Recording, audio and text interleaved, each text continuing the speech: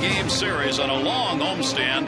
The Twins, the first team in, as the Orioles and Twins battle for the first time this season. Beautiful night for baseball. Hi, everybody. I'm Gary Thorne, and welcome. For the Orioles, not much has gone right. It was a terrible road trip, disastrous weather, tough to play in, and the Orioles, well, they couldn't draw a break, and they didn't help themselves in many ways. But the one aspect of the game that has held up so far, and which they wanted to have desperately this year, has been defense. Even on this road trip, there were some outstanding plays made defensively. Luke Scott getting one in the corner, Adam Jones going up against the wall, leaning over Reynolds, Jones again in center field. You see the defense is third best in the American League. Only 7 errors have been committed and only 3 unearned runs have been allowed. It's not just about scratching for a positive, Jim. It's just that's something the Orioles need to maintain now and get the rest going. Well, they really do, and it kind of falls into what you, if you're Mark Connor and you come over as a new pitching coach, you have a very young staff with maybe the exception of Jeremy Guthrie. So what do you want to do? We want to throw a lot of strikes. Well, they're 6th in walks. That's pretty good. Again, the defense, as you mentioned, only the Red Sox have made fewer errors. So, again, you have young pitchers. They're throwing strikes. Now you have to improve the quality of the strikes. And the kid tonight, when we talk about Chris Tillman, when he gets behind, they're 9 for 15. If he doesn't get behind, maybe those numbers will come down and he'll give them a chance to win. Chris Tillman, of course, is still battling for that spot. That rotation is still mixed. So he knows how important these starts are for him. Really, and he's on the bubble. And, Bergeson's on the bubble. Tillman's on the bubble. But welcome to big league baseball, because there are a lot of teams where you're, and we saw this last year up and down 3 times, where you're 1 or 2 bad starts away from going back to the minor leagues. I think he has some mechanical problems, which he's been working on. But again, it's not about velocity, because if it is, he's probably not going to win. So let's make it about location. Let's make some quality pitch. And when we talk about the Twins, they've been out-homered 16-5. So Morneau's not going to play. Maurer's on the disabled list. Perfect time to pitch against them, in a sense. I mean, they're a winning ball club, but they're not at full strength. Buck Showalter believes in this ball club. He believes that they're going to win. He looks at the track record these players have, and he says, I'm sticking with them. They're going to be all right. I'm not going to broadcast it, but, I trust them. Got good people with good track records, and, they'll be there. They will be there. We hope. And sometimes things can get, there's not instant gratification. We're not going to get in that woe is me, self-pity. You can't permeate, and it won't. There's not that mentality can't be allowed, and it's not in our locker room. It won't be. What he's talking about there is kind of interesting, because you understand why the fans are saying, oh, gosh, here we go again. And what Buck is saying is that can't get into this clubhouse. We can't have the players thinking that way if we're going to get this thing turned around. Yeah, and I mentioned to him, I said, I always thought, and we're talking about a Hall of Fame manager in Earl Weaver, Earl was better when you were losing, because he went back to the basics. He went back and reinforced all the things that he did in the first place, which is, hey, let's go out and play the game the way it's supposed to be played. And when you look at this ball club, defense is good. Again, runners in scoring position. You can't always, it's not like cruise control, can't always hit when you want to. So they had guys on, they just didn't get them in. Maybe tonight that'll all change. All right, the Oriole fans greeting the O's as they take the field. We are ready to go. Minnesota Twins coming to town. 2 teams struggling offensively. Let's see who can get it lit up tonight.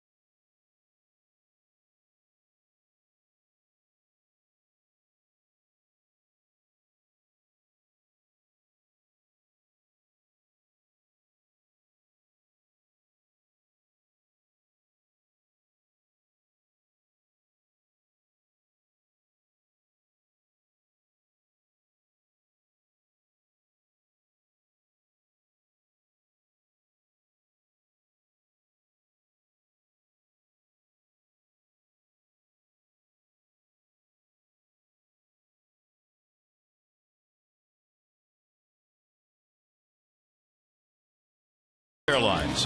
Find our fares online only at southwest.com.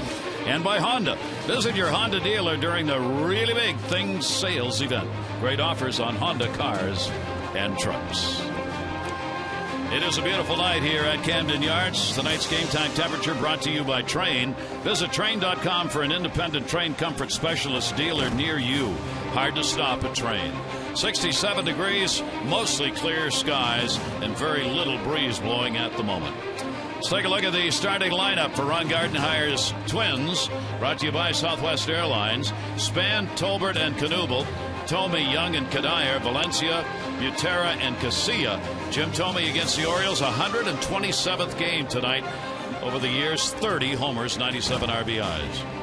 And let's take a look at our scouting report on the just turned 23-year-old Chris Tillman. Well, get ahead because, again, when he gets in those 1-0, 2-0, 2-1, 3-1 counts, they're 9 for 15 in his 3 starts. And again, like real estate, it's about location, location, location. Make some good pitches, stay out of the middle of the plate, and then pick your poison with Mauer out, who's won an MVP and a couple of batting championships. Morneau with flu-like symptoms. Decide who you want to pitch to, and maybe, just maybe, you have to pitch around a guy if you don't think you can get him out or you don't feel confident. Tillman ready to go as the Twins got out of their losing streak yesterday. They snapped a 4-game losing streak with a 4-2 victory over Tampa Bay. The Orioles in with their 7-game losing streak, a 3-3 mark in the games they've played at home. The speedy Denard Span, and one of 2 in the lineup that have been hitting consistently. Span, a 6-game hit streak, and he'll have Reynolds moved in at third base, and Tillman gets it in there for a strike. A guy you want to keep off base. A tremendous .339 average so far, leading the team in average and on-base percentage. And if he gets on, he's all but a guarantee to take off and try and make things happen on the base paths. Here's the 0-1 delivery on the way, and it grounded to second base. Brian Roberts will move over. Span retired.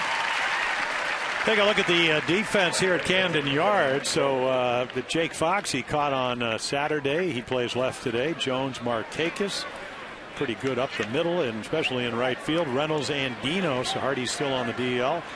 Their regular shortstop, Brian Roberts, Derek Lee, and then Matt Wieters doing the catching. That will bring up the second baseman, Matt Tolbert. He is a switch hitter. Their infield is a mess, and I don't mean that personally about the players, but they are rotating people around in the infield. I mean, you got Mauer out as a catcher, you got Morneau out, who would be playing regularly at first base. The second baseman has been injured. With an injury, he's going to be out for at least a month. So Tolbert in his place, and he flies out the Fox, who's getting the start in left field, and there are 2 down. So this is a team that the Orioles really do want to jump on. It's a ball club that, like the Orioles, is wondering under Gardenhire just where we are and what can we do without the Double M boys available, without Morneau and Mauer. Well, I mean, I think Ron made it very clear, and because he's been there since 2002, they've won 6 divisions. They usually win 90 or more games. We don't like losing, but that's not always. You can't. All you can do is do your best, and what I like tonight already, we've seen. Trying to stay more closed. There you go. First inning, you see, scored a run in the first while they've given up 10. So their run differential is a -9 in the first inning. The Orioles would love to take advantage of that. The Orioles have scored only 2 runs. They've only given up, rather, a couple of runs in the first inning themselves. Given up 5, scored 2. Pitch will be taken away for a ball. Kubel's the other guy who's hitting well. .321, a couple of home runs, and 4 RBIs for Jason Kubel. Really good start for the right fielder. And he rocks that one, and that's going to be a base hit. Markakis on the backhand, and Kubel's on with a 2-out single. Yeah, that's just a change up at a fastball count. And again, if you make that same pitch down and away, maybe you get an out, but he leaves it in the middle of the plate. And Kubel now 12 for 40. I mean, he's a 20 home run guy the last 3 years. And he gets Thome to the plate. Jim Thome, the 8th all-time leader in home runs, 590. He is chasing down number 7 on the list, Sammy Sosa. Sosa's got 609. Thome 590. And Thome will take the pitch for a strike on the inside corner. Domi's put up those big numbers against the Orioles. Here at Camden Yards, 16 home runs, even though he has only a .226 batting average here. He still has been very tough against Oriole pitching. Breaking ball is going to miss down low, and the count will go to 1-1. And again, as teams have done, they're loading up left-handers against the Oriole righties. Although in this case, Tillman has actually been hit harder by the right-handers. Their average 333 to 281. 1 ball, 1 strike count. Virtually no lead at first by Kubel. He blows the heater by him. Well, what they tried to do, Mark Connor and Rick Adair, the two pitching coaches, Mark, the guy that works, is just again get him to actually use his lower body. You know, Bruce Tillman is a big kid, 6'6". You know, worked very hard in the offseason to get stronger. Use that lower body to get you propelled towards home plate. 1-2 delivery will miss. Our pitch track sponsored by Papa John's. Order online at papajohns.com. Better ingredients, better pizza, Papa John's. Chris Tillman, lifetime against the Twins. Only outing August of 2009. That was in the Metrodome. He took the loss in that ball game. Couple of runs on 6 hits. The only time out against Minnesota. Foul tipped into the mid. He got him. So Thome goes down swinging. Good start for Tillman. We'll take a look at the Orioles starting lineup. We could wait.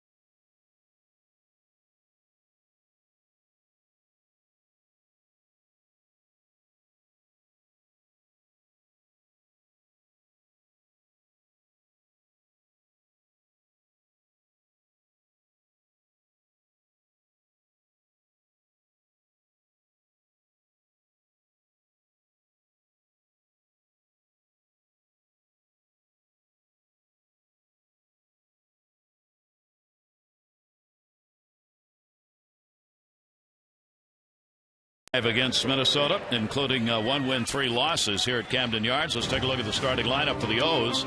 Roberts, Markakis, and Lee, Guerrero, Reynolds, and Jones. Fox the start at left, Wieters and Andino. Adam Jones against Minnesota. Those are the career numbers. And our scouting night on Francisco Liriano, last year's pitcher, or comeback pitcher of the year. Well, right the ship. Last year he was 3-0 in April. This year he's 0-3. Strike one. With his kind of stuff, everybody on the Twins said, just throw in the middle of the plate. It's probably not going to go there. Great movement, slider, and a change. And then, again, you know what? It doesn't matter who you are. They take away last year. You got to write a new book this year, and he's not writing it the way he would like. 0-3 with a huge earned run average after going 14-10 last year with an ERA of 3.6. Here's Brian Roberts to lead it off for the O's, and he will take the pitch up high for a ball. Brian is having a great start for the Orioles. Home runs, 3 RBIs, 11, 5-game hitting streak coming into this one, and he got a 6 right there. Straight up the middle, Brian Roberts gets the base hit. And the Orioles get the lead-off man on. For Liriano, can he get it turned around? Ron Gardenhire, his manager, said he's making pitches. The ball was just finding holes off the end of the bat, up the middle, jam shot. I don't think he was trying to overthrow the ball, and he was using all of his pitches. Unfortunately, runs started spinning around him. All managers should say that about their starter who's struggling. And then he said, I actually thought it was a positive because he pitched to contact, just too much contact. Roberts on at first. Here is Nick Markakis. Nick, 4 hits and 22 at bats on the road trip.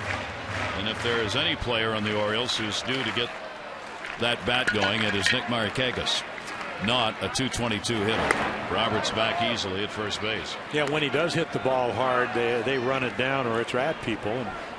And sometimes what does get you going, where you stay closed a little bit long, something he did so well. He led all left-handed hitters against left-handed pitching last year. Stay closed and maybe get one off the fist, but find a hole somewhere. Jim Presley telling me today one adjustment Markakis has made today. He came out, took early batting practice with the Orioles hitting coach. He's dropped his hands. He had his hands up higher, but he said, why? I'm dropping them down in order to hit, so I'm taking an extra motion that I don't need to. So Jim brought him out today, and he threw about 20 pitches to him, he said. And he said Nick was hitting the ball hard. Nick came up to me and said, that's it. I got it. That's right where I want to be. So instead of the hands up around the neck, he's dropped them down shoulder level or a little below and taken one motion that he's got to go through to get to that trigger mark. There you see, you talk about struggling at the plate and what the manager keeps talking about. Look, I'm going to go by what they've done in their careers. You got Roberts. Look how far behind the number he is. Vladimir Guerrero, average. Derek Lee, slugging percentage, nowhere near what his career mark is. And Nick Markakis, .298 career hitter, batting .222 right now. And Buck Showalter talks about track records and says, I'm going to stick with these guys because I know what their track record is. That's what he's talking about. Now, will they reach it? Don't know, but that's their history. Well, that's why they went out and got him. Yeah, exactly. 2-ball, 1-strike count on Markakis, and Nick will bloop that one to center. Span with great speed runs it down. Markakis retired and Roberts back to first. And Denard can really run him down. Target Field up in Minnesota, a huge ballpark, so he's a guy that can go get him. Again, the ball hit pretty well. If you hit it right center, left center, maybe you get yourself a base hit. That'll bring up Lee. They have seen some good pitching, but Burnett threw the ball well, and Masterton was good. Saturday Tomlin really struggled. Yesterday Carmona. And again, I mean, that's part of playing when you play good teams. And the Twins are a good team, so you're going to see the Lirianos. But have quality at bats and take your shot. Roberts at first has drawn his attention, but he hasn't made any attempt to move over there. 4 for 20 on the road trip for Derek Lee against the left-handers so far. A couple of hits and 8 at bats. The Orioles come in with a win and 2 losses against left-handed starters. Fouled away early on, hitting .247 against southpaws. Yeah, let's take a look at their defense. Young, Span, and Kubel. All three of them made great plays in the win yesterday against Tampa Bay. Valencia can pick it over at third. Casilla, Tolbert, Kadire. He moves all over, and then Drew Gutierrez behind the plate. 1 ball, 1 strike. We'll have to wait. Liriano has really been touched up by the left-handers so far. .385 is the left-handers average against him. Right-handers are .239. Go figure. He's given up 2 home runs. They have been to the right-handed batters. And then last year, 172 left-handers, 43 reached. Really low number. That's a little bit out of character. Anderson, the pitching coach, looking on over there. What they've tried to do with Liriano is get him to pitch from one spot on the pitching rubber. He was moving around from one side to the other depending on the batter and what he was going to throw. Well, yeah, like he's in the middle now, but before, if he had a right-hander, he moved to the third base side. If he had a left-hander, he moved to the first base side. I always thought that's where you kind of want to start, mainly because you can go to both sides. You see how he's fallen apart since that date in September of 2010. Since then, he hasn't won a ball game. He's gone 0-6 and an ERA well over 8. I mean, really high numbers. And he's going to walk Lee. The amazing thing is that he had won his previous 8 decisions. That's unbelievable. And then since that point, September of last year, and again, I mean, he came off Tommy John surgery, had that at the end of 2006. So maybe the innings got to him. Did strike out over 201. But again, it's pretty frustrating when you don't throw strikes. Try and settle this thing down. He pitched against Toronto, 4 runs, 4 hits, 4 1/3. Against the Yankees, 4 runs, 4 hits, 5 innings. And against Kansas City, 7 runs, 8 hits in 5 innings. Those are the 3 starts, all losses. that he's taken this year. Here is Vladimir Guerrero, the DH. 1 for 6 lifetime off him. And he takes a mighty big cut as Laureano throttled back a little bit on that. And that causes Guerrero to smile. 83-mile-an-hour pitch. And it looked like a change. I have it on the board as a slider. It looked like a changeup, and he's got a good one. And he just reminded me of Johan Santana when he came up. Could throw hard, had a great changeup, and a good breaking ball.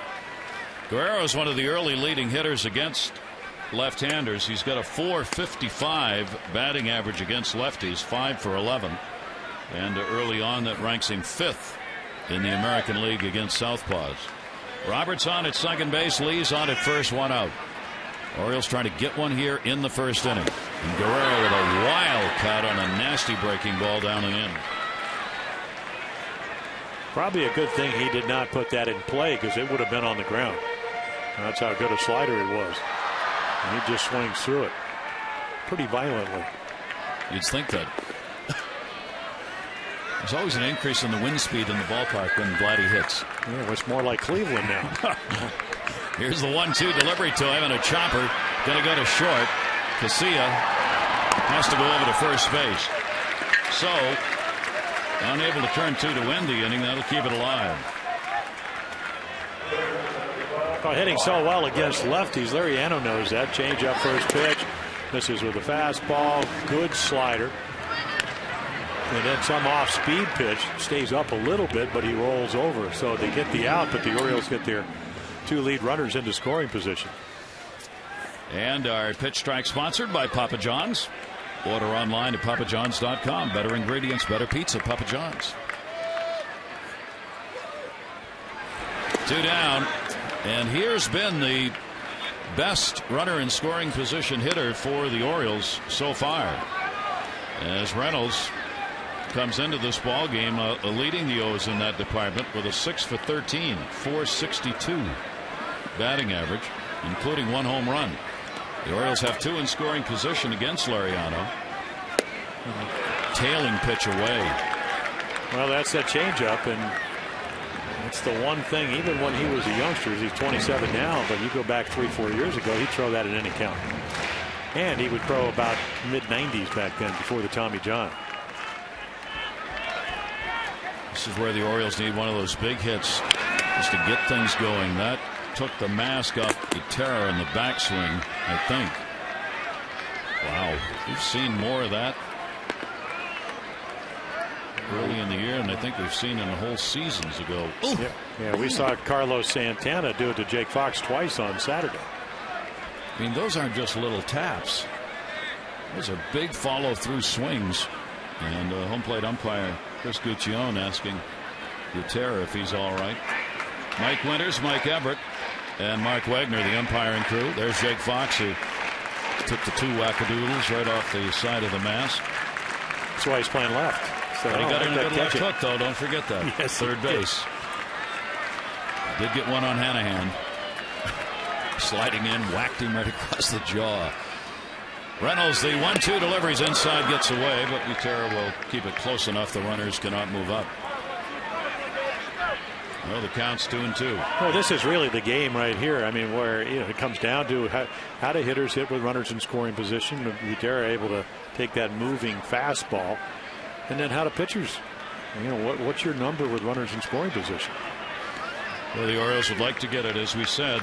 They have scored only 2 in the first inning this year, while this Minnesota team has given up 10 first inning runs. 2-2 delivery, that gets away, not far enough again. Gutierrez with a couple of nice stops. Even though the ball got away, it didn't get through him. He has saved a run here. If one of those goes about 3 more feet. Well, when Joe Mauer is healthy and not on the disabled list, Drew Gutierrez is going to be your backup guy. So he is a good catch and throw guy. You could see right there to Francisco Laureano, hey, okay, now let's make a pitch.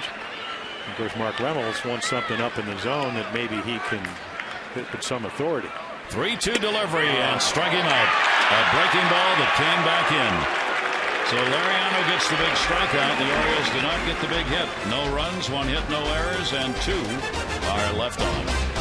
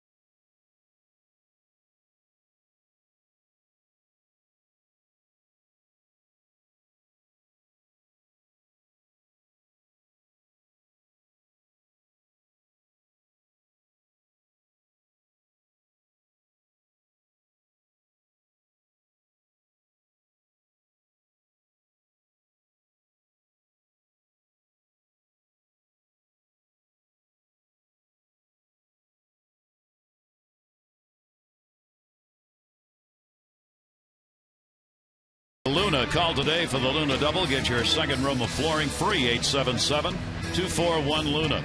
Double plays turn. Toronto leads it. Then the Rangers. The Orioles are third, followed by Boston and Seattle. Red Sox won their Boston Marathon Patriots Day game today that started at 11 a.m.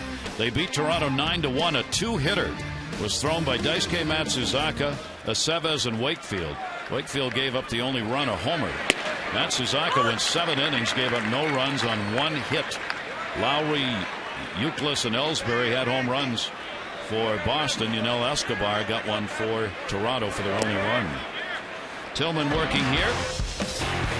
Delvin Young and Adam Jones, players under 25 who are on the leaderboard in hits and in RBIs. Two very good young players. Delvin Young right now is struggling, even though he comes in with a 3-game hit streak. So in this 4-game set, we really get to see a couple of the young players in the American League who've put up early, strong numbers. Well, his rookie year, he with Tampa Bay, and he would go over in the Matt Garza trade. He got 186 hits last year, 20 home runs for the first time, 21 to be exact, and then over 100 RBIs. Doesn't walk a lot, though. He was a slasher.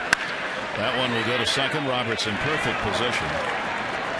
And Young is retired. The skipper talking about the starter. You know, we know that Tilly's capable of better, and you know, he's going to get another opportunity to show us tonight, keeping in mind that this is a very young man that is hopefully starting to, he needs to grasp some of the things that have caused him not to have the success that he's capable of having.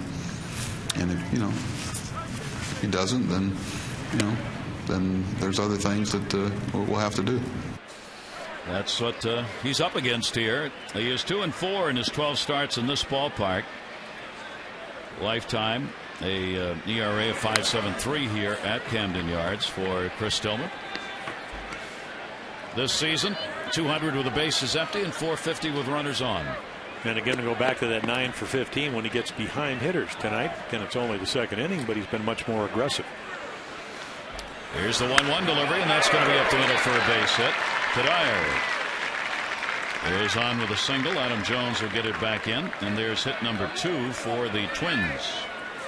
Well, great high ball hitter, and you mess around there. I mean, Michael Kadire, the first swing he was trying to hit a home run, then he just poked it right back up the middle. Said he loves to play here at Camden Yards. I said, you mean because you're not hitting in target field and you can't possibly hit a home run there? He said, no, well, because I know you're from down the road, grew up in Virginia. He said, well, it's a combination of a lot of things. Yeah, one of the toughest ballparks to hit home runs in now is indeed the Twins' new home yard. Here's Danny Valencia. Valencia's taken over at third base. They hope for the long term. The Twins struggled trying to find a third baseman up until last year. It had been 10 years or so where they'd run players in and out of there. Valencia finished third in the American League Rookie of the Year voting last season. Just had an outstanding year at the plate and in the field. Kadire on at first. Tillman making the throws over. Will the Twins try and run a little bit because they're not scoring? Yeah, if you think you have a strike thrower and you get a little bit deeper into the count, maybe you will hit and run. One thing about Danny Valencia, you cannot play for Ron Gardenhire if you can't defend well. That's going to go to left field. Will it stay up? Going to be in front of Fox. Stopping at second is Kadire. 2 on and 1 down. The Maryland Lottery's double play contestant of the game, Gerald Eaton from Bel Air.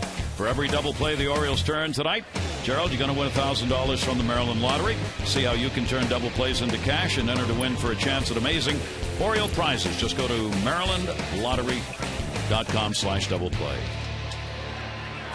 Back-to-back singles, Kadire and Valencia. And this is what you need right here, because one of our keys to the game, location, real estate. Well, the same with pitching. You know, both of those balls up. Valencia, you know, great 85 games last year, at over 300. He's not going to miss those pitches. Move the ball down in the zone, out of the middle.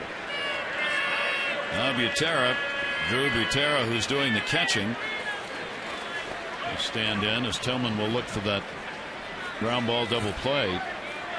Butera 2 for 7 with runners in scoring position. The Twins are dead last in the league. In fact, in the majors in runs scored, they have 45. They're averaging 3 runs a game. And the pitch from Tillman will be taken up high for a ball. They also have the fewest home runs that have been hit. Grand total of only 5. So Ron Gardenhire's team offensively has really had it tough, hitting only .239 as a team coming in. Butera runners at first and second. Fastball's going to miss inside. 88-mile-an-hour fastball and a 2-0 count. Well, this is the count that has gotten them in trouble so far. They're fewest home runs in their history to this point of the season. Jammed him. Yeah, 89. And one thing about Drew Butera, he's always been a line drive hitter. You know, hit around 250, 260 in the minor leagues. Catch and throw guy that you want to be your backup guy. He can catch when Joe Mauer's not catching. Joe Mauer's gone back home, by the way. He came to Johns Hopkins for the examination today of what's going on with his body that just aches all over. Had the exam, no press conference, and went home to Minnesota. He is not buying what the Minnesota Twins organization is saying, that he's had a viral infection and that's what the problem is. Ron Gardenhire, talking with Ron before the game, he said Joe just doesn't think that's it. He doesn't think it's about having a flu symptom viral infection. He thinks there's something wrong, but they don't know what it is. And so the exam today, and no word on whether they found anything. 2-2 delivery, and that's going to be inside on the 3-ball 2-strike count. And of course, he did not have much spring training. Same with Justin Morneau. Justin never was suffering from the flu. He didn't play in a spring training game because of the concussion like symptoms from last year till March 11th. So neither of their best hitters really had much of a spring. 3-2 and the runners go, and that's going to be down the line in right field, and Markakis is going to chase it into the corner. Cadaya scores. Valencia, since he was running, will come around easily and score on the double by Butera, and a 2-0 lead for the Twins.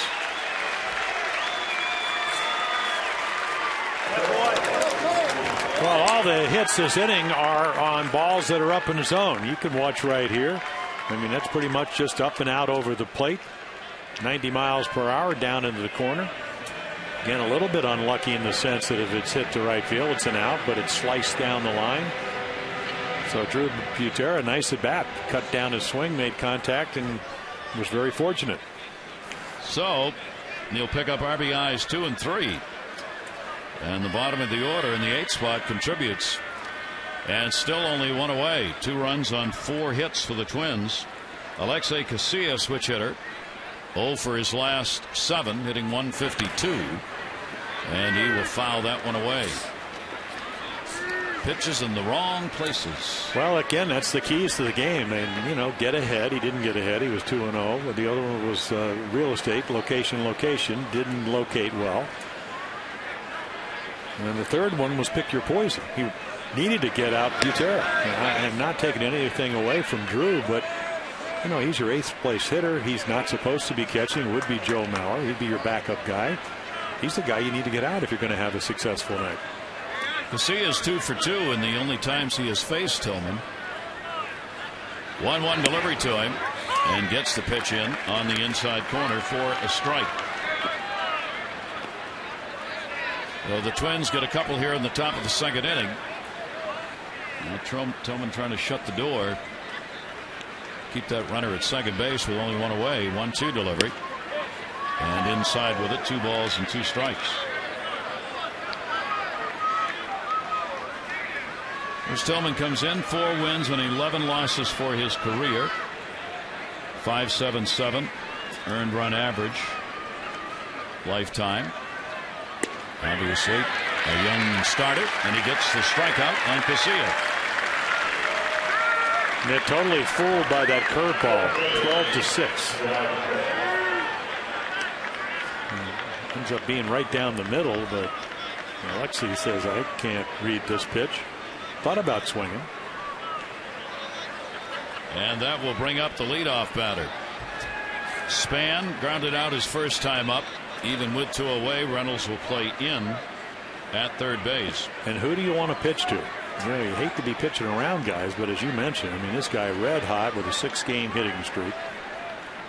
11 for 28. So don't make a mistake if you're going to go after him.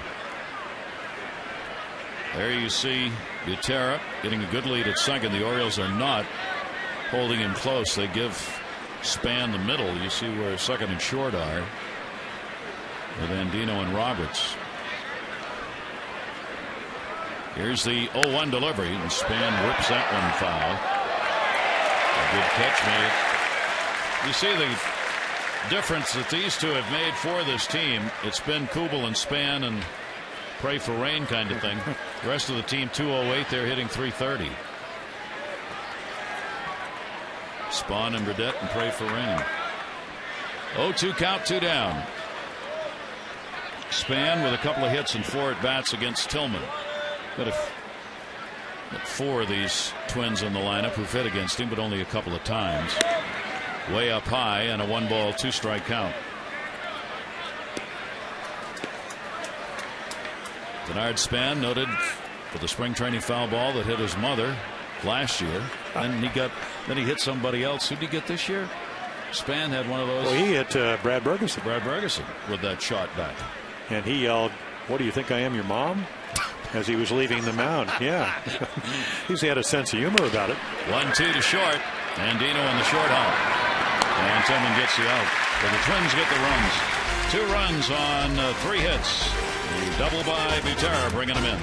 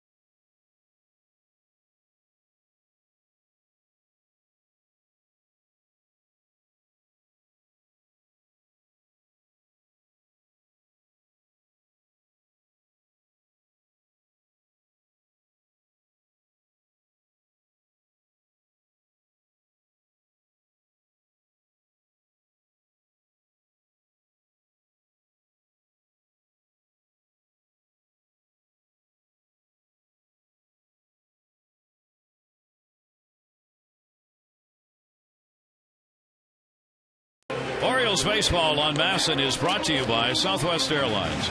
Go to southwest.com. Grab your bag. It's on. Gary Thorne, Jim Palmer, and a beautiful evening, the Inner Harbor. The Twins, though, have jumped out to the 2-0 lead in the ball game. Orioles have been playing from behind during the 7-game losing stretch, where they have now been outscored 51-17. And Francisco Lariano, the left-hander, gets some runs to work with. That's been the story for all the opposing pitchers against the Orioles during this stretch. They've had some runs to work with so they can go out there and not have to worry about being quite as fine as they would otherwise. Well, it encourages to do what they want you to do in the first place, which is to be aggressive in the strike zone. And we certainly saw that in Cleveland. Yep. Here's Adam Jones. Set out the final game of the road trip. Ended up with a 3 for 16 on the trip. Adam will take the off-speed delivery away. Well, let's see. You go back and think about leads. You had a lead in New York 5-0 on Thursday, and then couldn't hold that one. And then Adam hit a home run against Texas a week ago Saturday, early in the game, to give the Orioles a 1-0 lead. Off the fist, Tolbert. Jones retired. Went away in the second inning. Jake Fox is getting the start in left field. Buck Showalter saying before the game, I need to get him in. I've got to keep people playing. like Andino and his Taurus at short. I need to get Fox some games. I can't catch him all the time because we got to have Wieters in there, so put him in left field. And Luke Scott is still struggling a bit with the legs that are bothering him with the groin pull that he's had since spring training, and certainly the games in Cleveland on the wet field didn't help. And the weather, yeah. I mean, windy and cold, and we made some nice plays. Fox will take the pitch down low for a ball, so he gets to start in left. The one thing, if you watch, and I know they've watched film of Saturday's afternoon, he tripled and homered. Stay away from the high fastball. He launched 2. He loves to jump on those pitches. Hit 10 home runs in spring training. I mean, that's pretty much why he's here. Yeah. I mean, it's. And that's going to miss, and he walked him on 4 straight. How about that? So the second walk surrendered. Orioles have 1 on, 1 out. Celebrate an exciting 2011 season in Birdland and save with the Oriole Park 6-pack. Tickets to any 6 games, your choice, including 2 prime games against the Yankees or Red Sox. You can choose games against your favorite rivals, pick promotions, whatever you like. Call 888-848-BIRD to go to Orioles.com/season.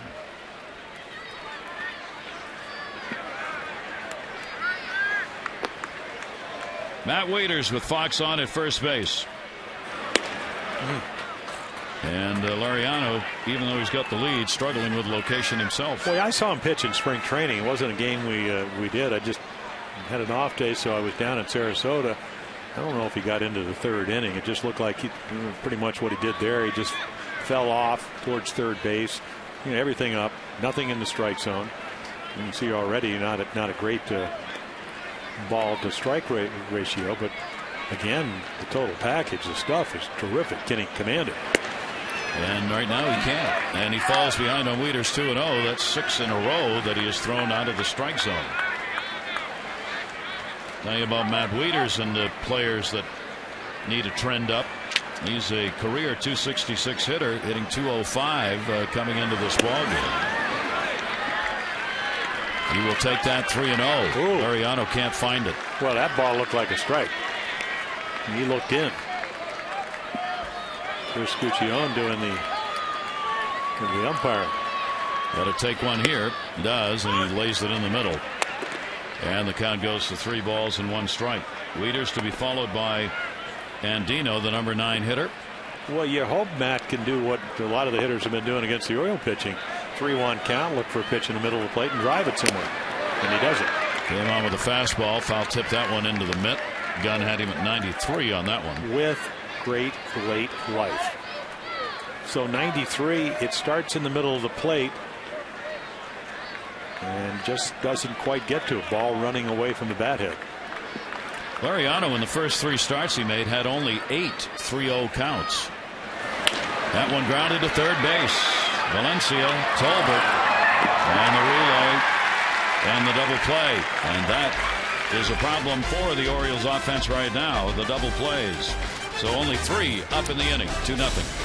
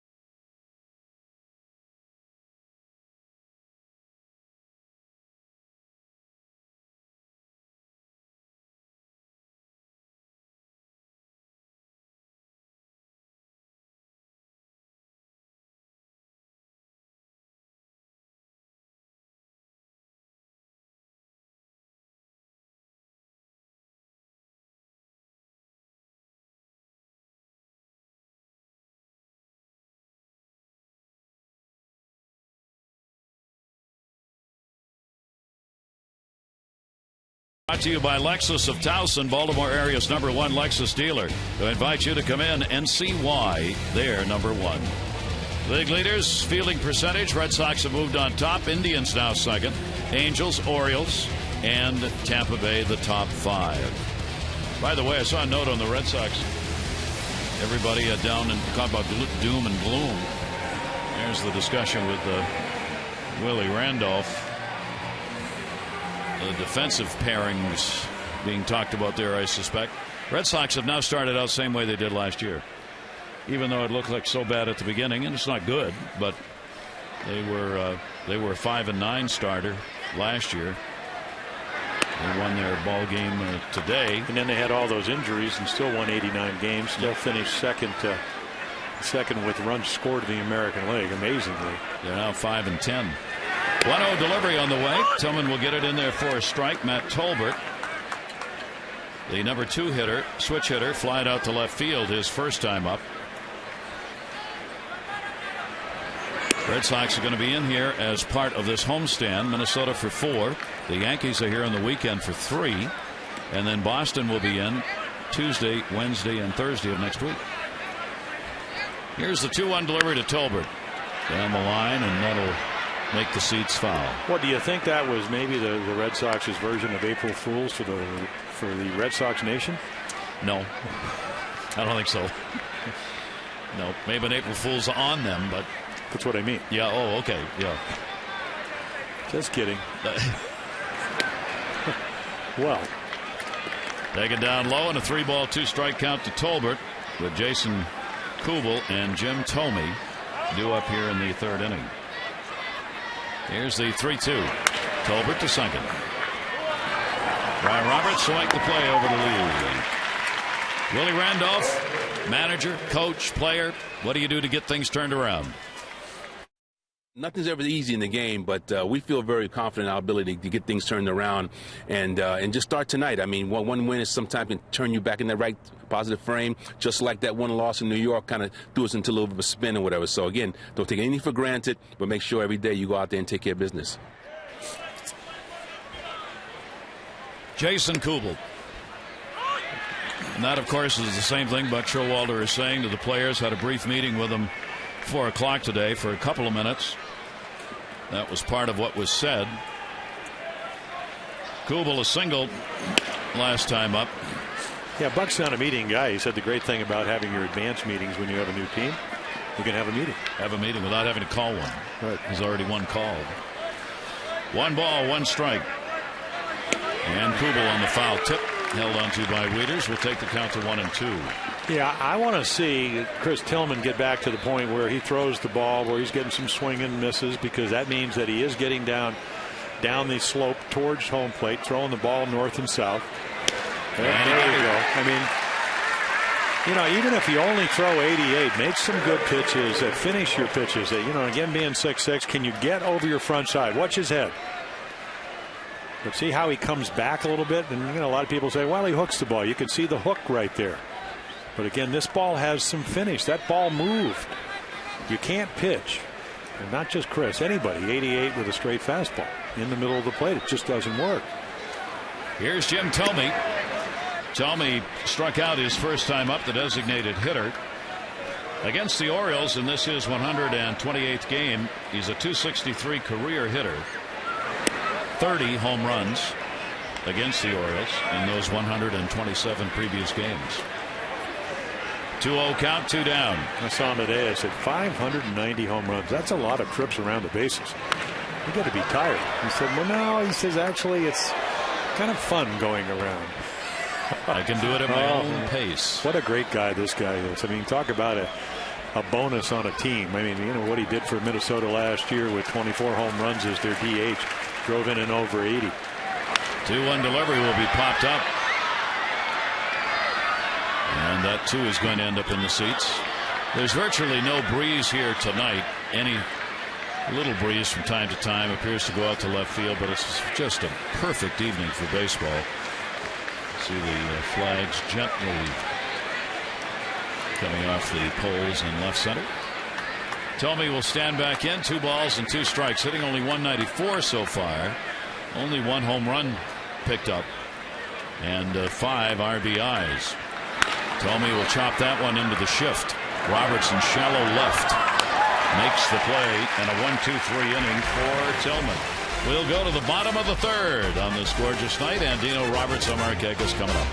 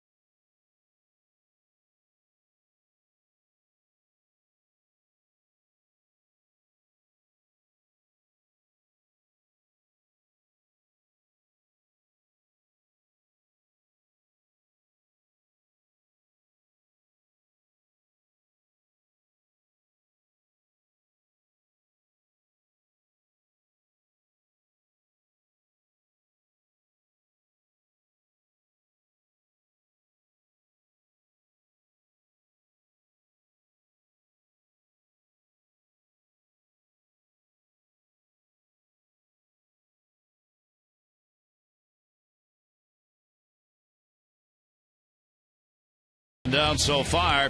He said, I've had 100-win teams that have lost 4 or 5 games in a row at some point. I've had a 95-loss team that won 4 or 5 in a row. So you try to keep a grip on reality. He's talking about teams in New York in 92. They were 6-0 and ended up with only 76 wins. 99 in Arizona. They were 0-4 and ended up with 100 wins. And he said that on April 6th when they got off to that great start. Because he's been around the block a few times. He knows. Yep.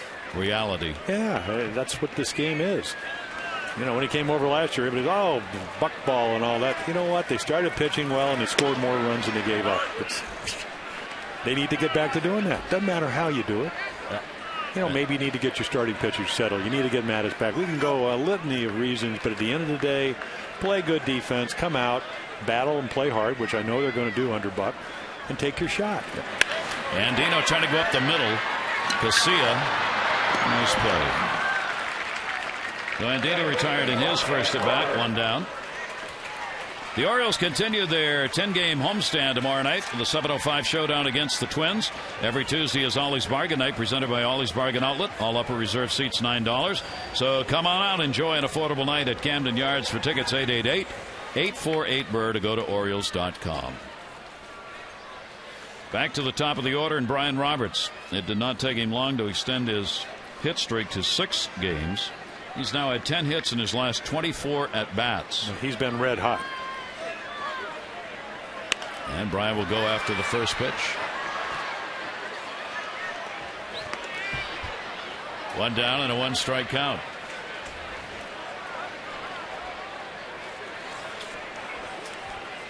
Outfield swung around a little bit towards right field on Brian. Towering fly ball towards left that Young started back on, and then that'll come a long way in. So 2 down. Speaking of Brian Robertson, how he started, who'd have thought that Roberts would be leading the O's in home runs, slugging, and RBIs, that Reynolds would have more walks than Roberts, that Britton would lead the O's in starter ERA, that the Yankees would be the only team over 500 at this point, that Boston with their 5-10 mark would still be last in the East, and that Minnesota would have a 5-10 record and already be 6 games behind in the Central. I don't think many would have guessed that in the preliminary prognostications. Lariano's got 2 down, nobody on. Markakis flied out his first time up.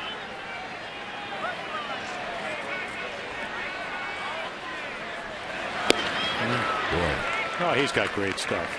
Again, it's about command. And if you know, big, 6'3", 230-ish. Look at this slider. I mean, that's the way you throw a slider. It slides. Good tilt to it. Here's a good right fastball. knee pitch. 96. Well, this was the way he threw before he had the Tommy John surgery. So certainly capable of it. You look and you wonder how can he have a 9.42 ERA? Well, because it's early. Yeah. Yeah, I would bet the ranch that unless he gets hurt, he's going to figure out what he needs to do. Because when he's healthy, he just has too much talent not to. He goes to a 2-ball, 2-strike count on Nick Markakis. The Orioles trying to get out of this 7-game losing streak. Last time they had lost that many ball games, you go back to June of last year. Charged by Tolbert and got him.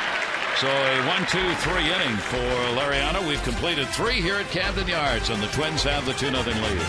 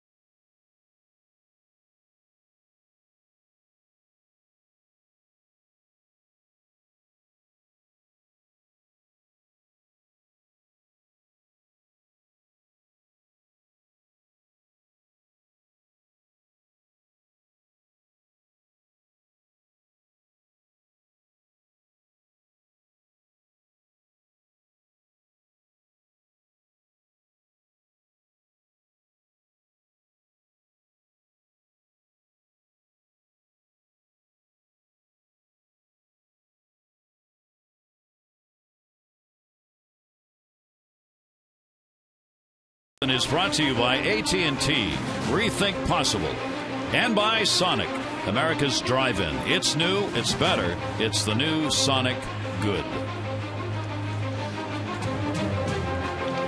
2-4-0 for the Twins, 0-1-0 for the Orioles.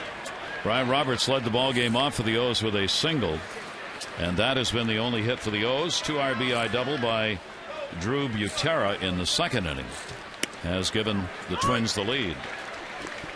Delman Young grounded out his first time up. Cadaya and Valencia to follow. Young foul tip. The Orioles made a roster change today. Chris Jacobussis is on the 15-day DL. Strained right groin. Retro to April 17. That's going to be a base hit into right field. Young just stroked it. Yeah, that's just that little cut fastball that stayed on the same plane. And again, he's such a good hitter. And he can hit it anywhere. Clay Rapata's come up and is available tonight in the bullpen. Came up from AAA. He pitched in a couple games for the Tides. Had a save. Buck Showalter said before the game he was selected because he was the best relief pitcher in the minors at the moment. And he matches up really well against left-handers. Yep. Something that Michael Gonzalez has not been able to do in his short stint with the Orioles. That'll be foul back. And since room had to be made on the 40-man, Justin Dukeshire was transferred from the 15-day DL to the 60-day DL. Michael Kadire, a single and scored his first time up.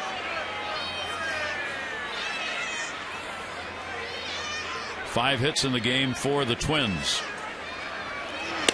Kadire will take the pitch inside for a ball. Twins came into this ball game on the road 3-7, hitting just .215 in the road games and averaging just over 3 runs a ball game on the road. 1 ball, 1 strike count. And the throw over to get Delman Young, who does have speed, back into the bag. Young has picked up 1 stolen base. The Twins are 7 for 7 stealing bases. Of course, Matt Wieters is throwing them out 4 out of 7 so far. Here's the 1-1 delivery, and that's way inside by Tillman, who really fell away to first on that one. 2-1.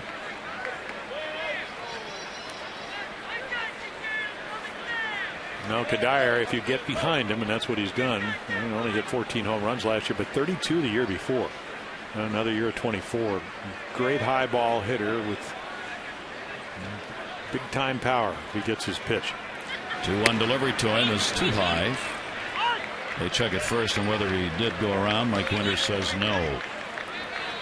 So again, Tillman working behind. 3 balls and 1 strike.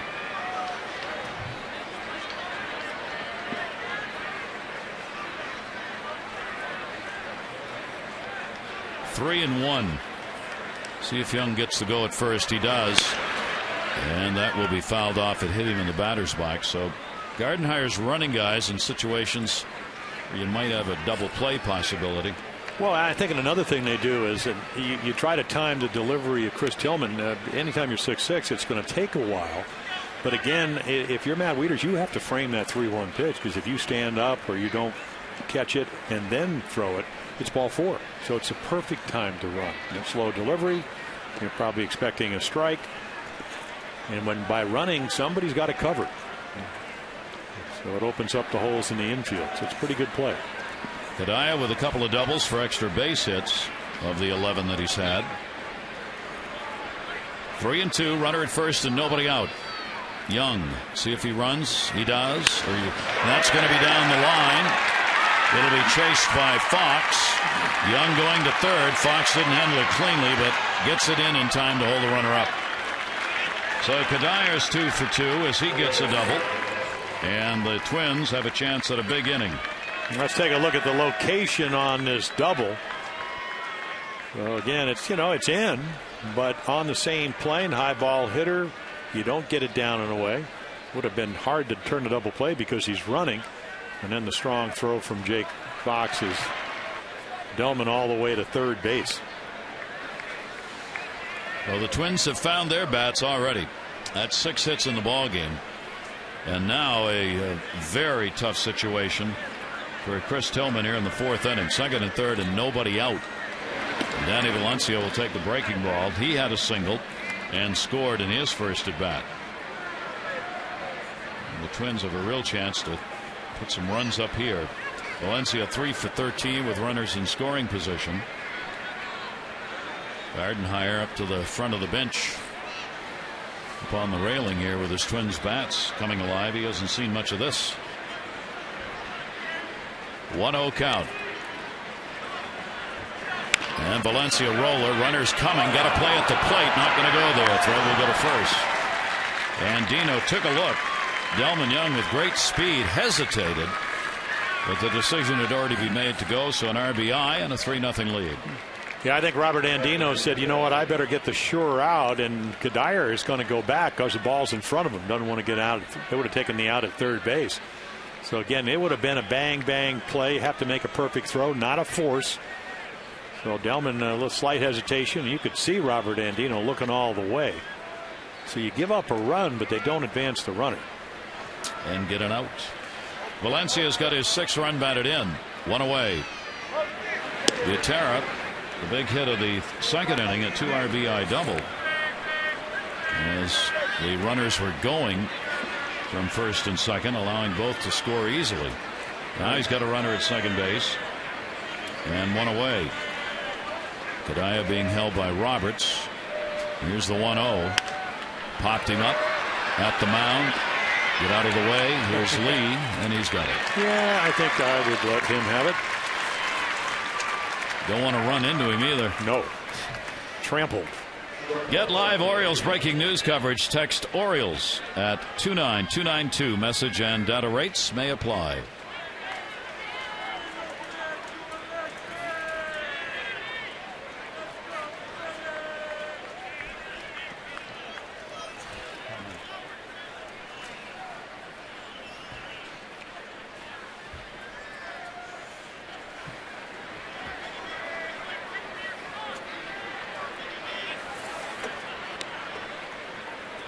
Runner on at 2nd base, and the pitch down low. 10 first pitch strikes have been thrown by Tillman so far. trying to get ahead of hitters, and so far it's been kind of a 50-50 proposition. He's got 2 down. Runner on at second base is Kadire. Alexei Casilla, strikeout victim.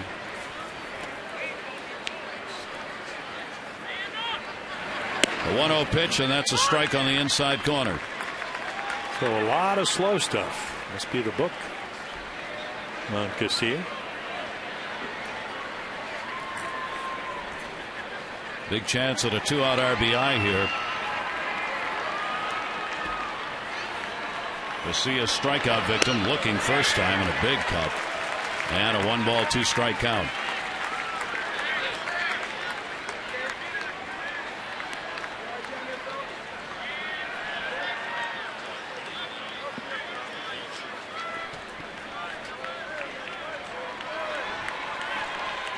Good lead at second base for Kadire. And wanted to go, holds off on it. 2-ball, 2-strike count. Boy, these counts are piling up the pitch count. Well, the type of game where you give up a couple of runs early, as Chris did in the second inning, and then every time they get guys out there, you just know, especially the way the team has been scoring, you can't give up any more. At least that's the way you feel. 2-2, the off-speed pitch. Jones in center, and he got it. So Casilla retired, but a run in on a couple of hits with a base runner left on, and the Twins extend their lead to 3-0.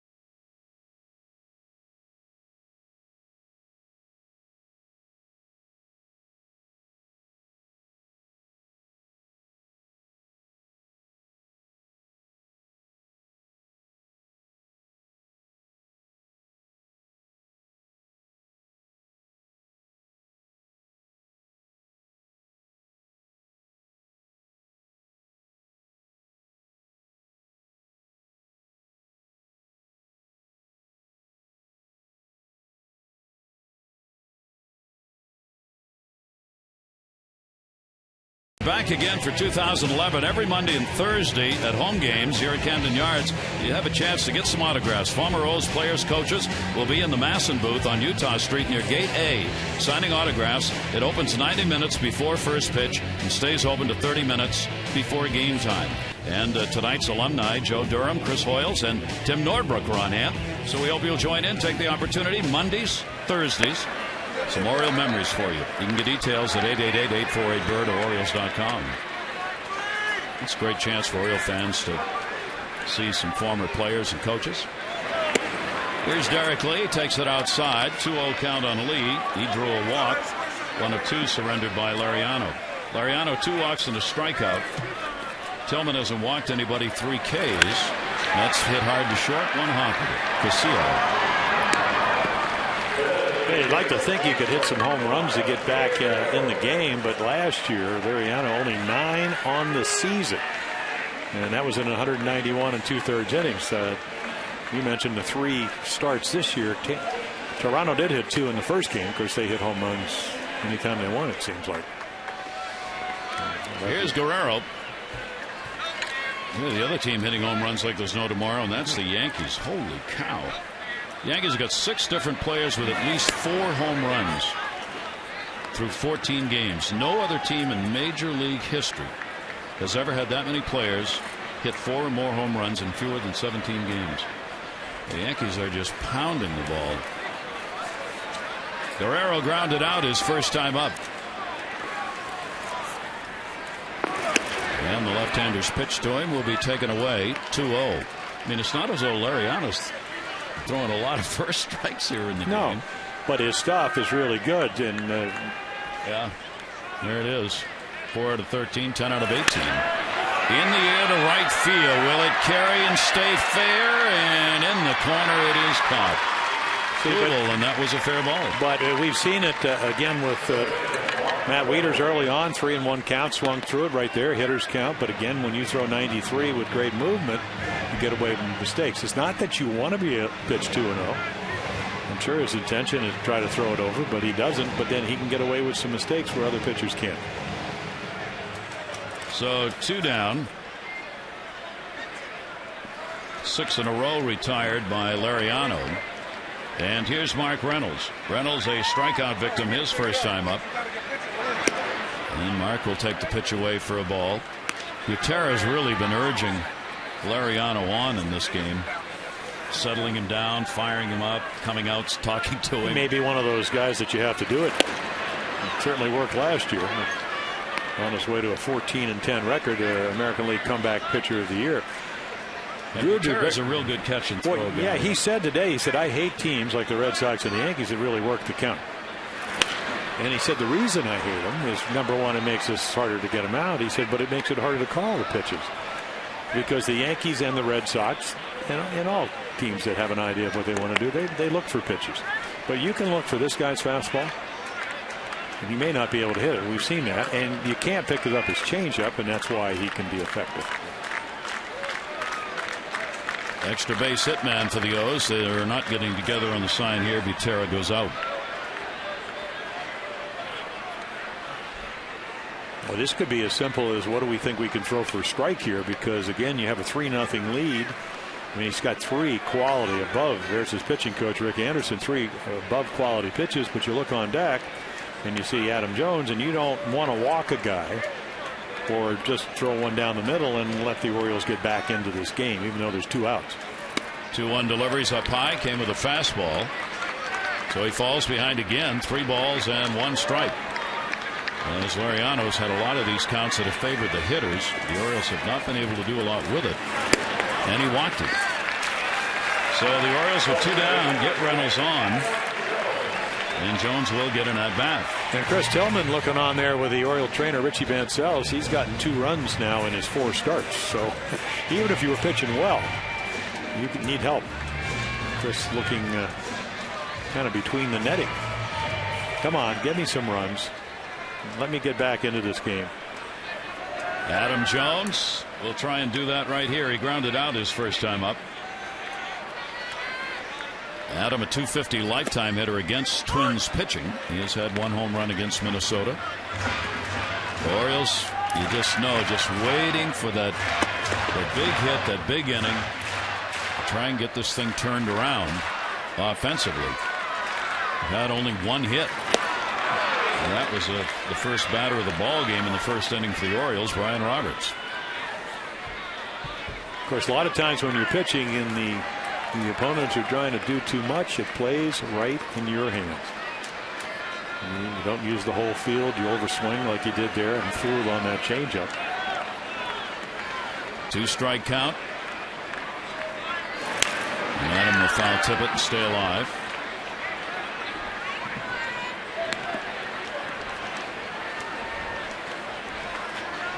These 2 teams are going to know one another well before this week is over. And you play these 4-game sets, you get to see just about everything about the other team. You got 4 starters going. Arrieta, Britton, and Guthrie for the Orioles. Pavano, Blackburn, and Scott Baker for the Twins. Here's the 0-2 again, and that's up high. Ball and 2 strikes. Play Adam very deep in the outfield. Span, one of those very speedy center fielders who likes to play deep. He'll come in on balls. Just doesn't want a lot of stuff going over his head, although he's very good either coming in or going back. 1-2 and a slow roller, foul. So the count will stay at 1-2 on Adam. One of the things Lariano's been able to do this year, it's backwards in the numbers. When he throws that first pitch ball, hitters are only 200 after that. When he throws a first pitch strike, they hit 250. So he's been able to find a way, even when he falls behind early, to come back. Yeah. I don't think it really makes a difference. I mean, I wanted to get ahead of hitters. If you have good stuff, it doesn't matter. That's the confidence factor, right? Down the line in right, Kubel with a long run, and he's got it. And the Orioles are retired. No runs, no hits, no errors, and a base runner left on. First of 4 against the Twins.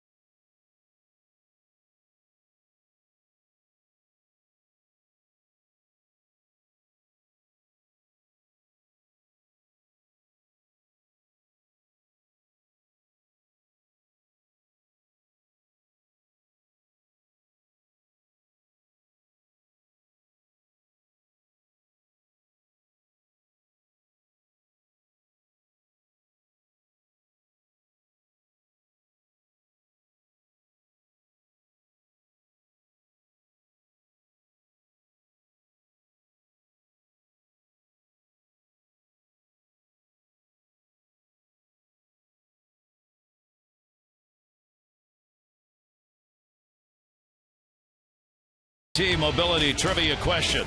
Who was the first Orioles pitcher to throw a no-hitter? Hoyt Wilhelm? Hoyt Wilhelm.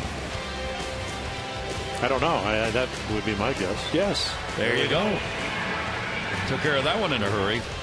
1958, 1-0 win over the Yankees. Fingernails and all. Crooked neck, kind of had his head tilted to the right. I hit off him. I thought I had them all 3 of them in Chicago. Centered, couldn't even hit him. They all did something different. Butterflies. Oh, they did. Here's Denard Span. Span's 0 for 2. He has grounded out a couple of times. Comes into the ball game with the 6-game hit streak, and will foul that one back. No play. Span on the road trip now, 5 hits in 16 at bats, even though he's hit only .228 on the road overall.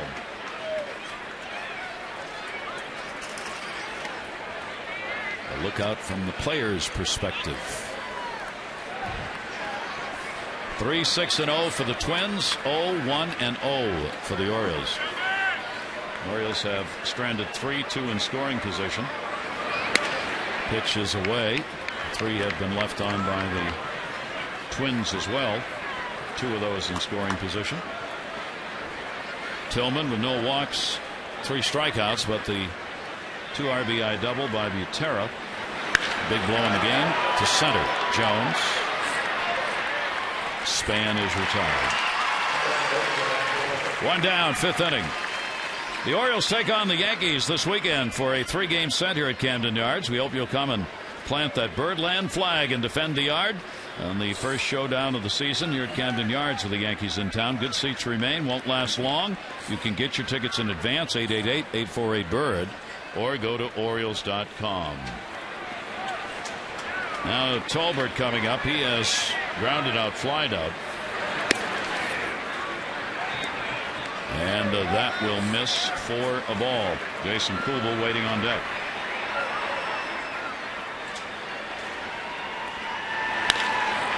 Roberts. 2 away. We talked about Morneau earlier, by the way. He is here. He's got the flu.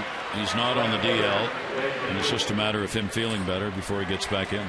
Well, Joe Vouvra, their hitting instructor, was saying, you know, with both Mauer recovering from the knee surgery and then Justin Morneau recovering from the concussion-like symptoms, or the concussion that he sustained last year, they really had tough springs because they never played until you were way into spring training. So you never really got the rhythm of seeing a lot of pitches. You're seeing everybody when they're getting ready for the season. And then, of course, you have the flu, and then you have Mauer with the bilateral leg weakness and the overall virus, whatever he has. So, been tough. I mean, tough for them. And then, of course, Mauer, won 2 batting titles. Morneau won an MVP along with Joe Mauer. They both won MVPs. So a lot of your offense out of there. I guess. I mean, no team can have a couple of losses like that. Ron Gardner saying before the game today, and I don't care how we get there. I don't care if we win them all in August or September or now. I just want to get there. Talking about playoffs, of course. Well, they're used to doing that. Yes, they are. 1-2 is taken inside for a ball. 2-2 strike count. Well, he's probably hoping what the Orioles are hoping, that the American League East will be a lot better in the sense that the teams are more evenly matched, and the same with the Central Division because Kansas City's playing well. We saw how well Cleveland's playing. Off the fists and back. It's going to be, I mean, just the way it started, it's going to be an interesting season for fans and clubs because you have teams that weren't expected to do well for any point in the season doing well, like Cleveland and Kansas City. And I think that's, you know, that's good for baseball. And he got him.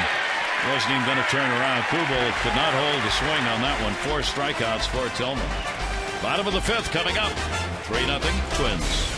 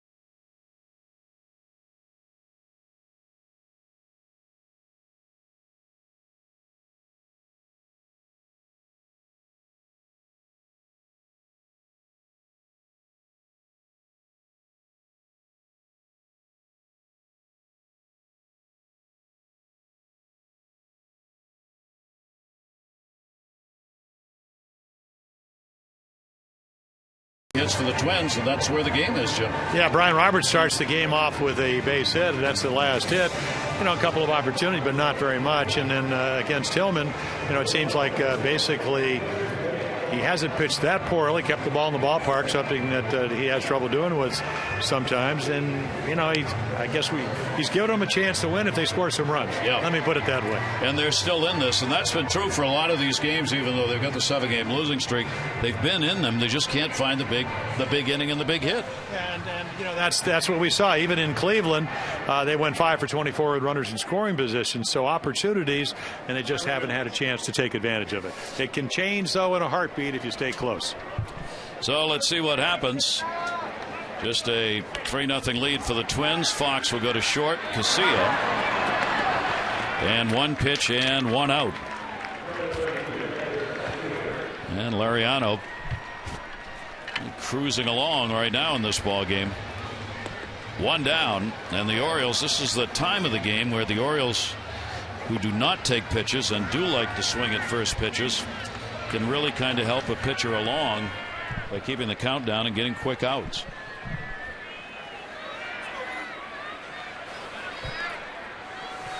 Here's Matt Wieters. He hit into a double play his first time up. And of course you can encourage that by throwing strike 1, which is exactly what he did. See, I have no problem if you swing at good pitches early in the count. I mean, that may be the best pitch you hit, but when you roll over, you don't get your kind of pitch, then and I've been out there. I mean, that's exactly what you want hitters to do. Tried to explain it yesterday. You don't want to throw a lot of strikes unless you have stuff like this guy. You can pitch. Francisco Liriano's stuff is so good, he can pitch within the framework of the strike zone. Not too many guys can do that. Here's the 0-2 delivery on the way, and Wieters will go after one away. Only the second strikeout that he's had in the ball game, and a couple of quick outs here in the 5th inning. Yeah, this is one of those. There's a breaking ball right there, and it's, I don't know if it's a backdoor slider or changeup that just filters down on the way. Either way, it wasn't straight. It moved and it caught the outside corner. And our pitch strike sponsored by Verizon 4G LTE. Rule the air on the most advanced 4G network in the world. That will be taken away by Andino. Andino grounded out his first time up.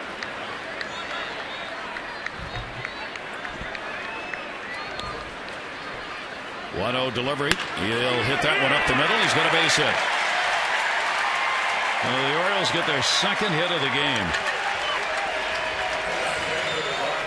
Comes with 2 down.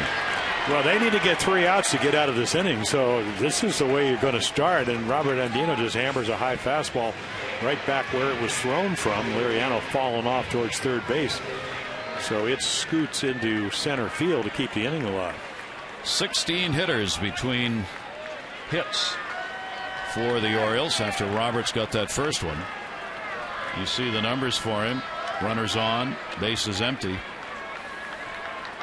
Pretty good out of the stretch. Bryant taking a pitch, single, and he flied out to left field. So the O's will try and make it a 2-out rally here in the bottom half of the 5th inning. See, Minnesota, they play Bryant like you're supposed to. They give him the bunt because he doesn't bunt much. Take the strike. Only 68 pitches thrown by Liriano so far. They said he wanted to pitch to contact. His pitches per inning last year were 15.8 for a power guy. To me, that's pretty low. Yeah. It's not like it's up there. Tillman's right around 18. I mean, much younger, doesn't quite have the stuff or the experience. But that's not exceptionally high for a lot of swings and misses.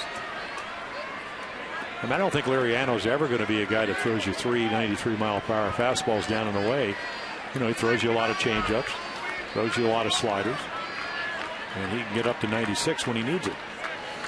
1 ball, 2 strike count on Roberts, and Dino at first, 2 down. Runner not going, and the breaking ball that's going to miss down low. The fans trying to get him going. The Orioles trying to get back here, just get started offensively and give themselves a chance to get back into the game. 2-2. And 3 ball, 2 strike count. Nice take there. That was that backdoor slider that Brian appeared to be able to recognize and just let it go around the plate. Well, this time Andino will be running. Cadayo's already moved behind him. Here's the 3-2 delivery, and it's fouled back. We'll do it again. Talking about all those strikeouts for Liriano. He finished last year 5th in the American League. He had 201 strikeouts. And so to have that pitch count per inning as low as Jim was talking about, that means you got a lot of other outs in a hurry. Yeah, again, that reference of trying to get him to pitch more to contact might have been the fact that he did not have a good spring and he's been struggling here in April. I don't think it's much of a reflection on last year because the only thing he can improve is win more games. As we showed you, didn't win after the September 19th. Runner going again, and he walked him. So the Orioles try and mount the 2-out rally. Well, only the 2 base hits, but another 4 on via the free pass. Even though that wasn't really a free pass because Brian Roberts worked that walk. A very patient at bat and a very good eye. Nick Markakis. Nick has flied out and grounded out. So they need the bat of Markakis to come through here. And Dino on at second, Roberts on at first base. And Nick down to first. The bouncer goes to Kadire, and that's the inning. No runs, 1 hit, no errors, and 2 are left on base. 5 complete. It is still 3-0.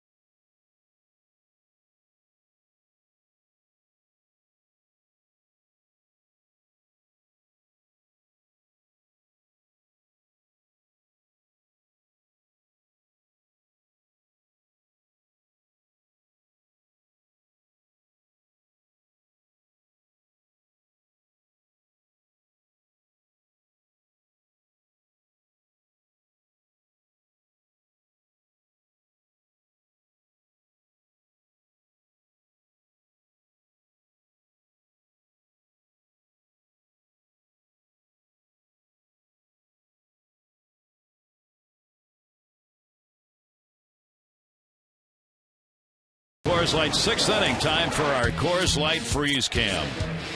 Prior to the ball game, the number 42 jersey worn by Adam Jones on Jackie Robinson Day awarded to Capria Lee, University of Maryland. She is one of 1,300 young men and women attending on a Jackie Robinson Foundation scholarship. Our Coors Light Freeze Cam brought to you by Frost Brewed Coors Light. Top of the 6th inning. Jim Thome didn't think it was a strike. It's called 1-1. Thome has struck out and grounded out. The ball clubs that were on the road for Jackie Robinson Day, as soon as they get back, as the Orioles have done here tonight, great changeup. They celebrate Jackie Robinson Day at Camden Yards tonight with that award. That jersey being awarded to the young lady from the University of Maryland. Yeah, Thome hitting his first home run for the Indians 20 years ago, 1991. Pretty good fastball right there, and again, good finish. So 89 with life is pretty effective. He just rides it up in the zone. Nothing like pitching ahead in the count. You get the most disciplined hitters, guys with 590 home runs to chase. That's 5 strikeouts for Chris Tillman in the ball game. Delman Young takes a strike, singled and scored in the 4th inning, and a ground ball out by Valencia. The other 2 runs came in the 2nd inning on a 2 RBI double by Drew Butera. The 0-1 is sliced foul.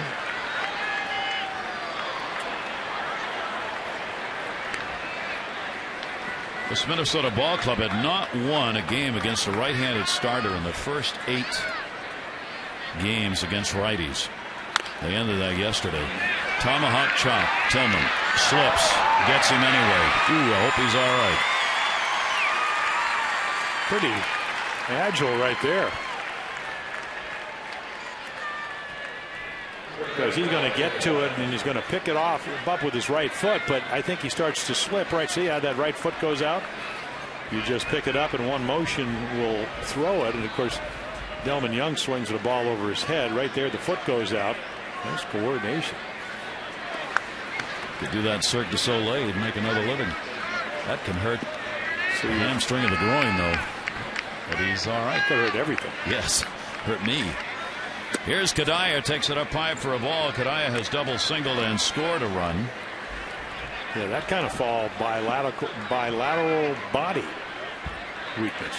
Bilateral body weakness. It's been said I've had that most of my life. And Dino makes the throw and gets him, so Tillman has a 1-2-3 inning.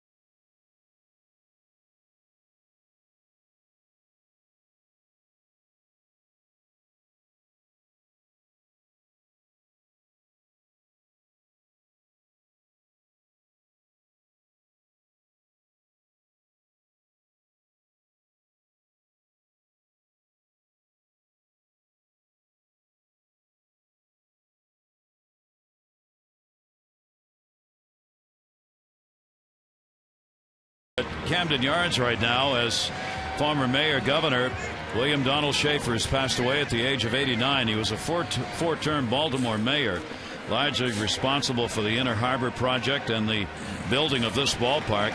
He was the mayor from 71 to 86, and then in 86, the gubernatorial race won 82% of the vote. And so we recognize the loss of a great Baltimore citizen. And the AP said he built his reputation as a man who got things done with projects such as the Inner Harbor and the new baseball stadium for the Orioles.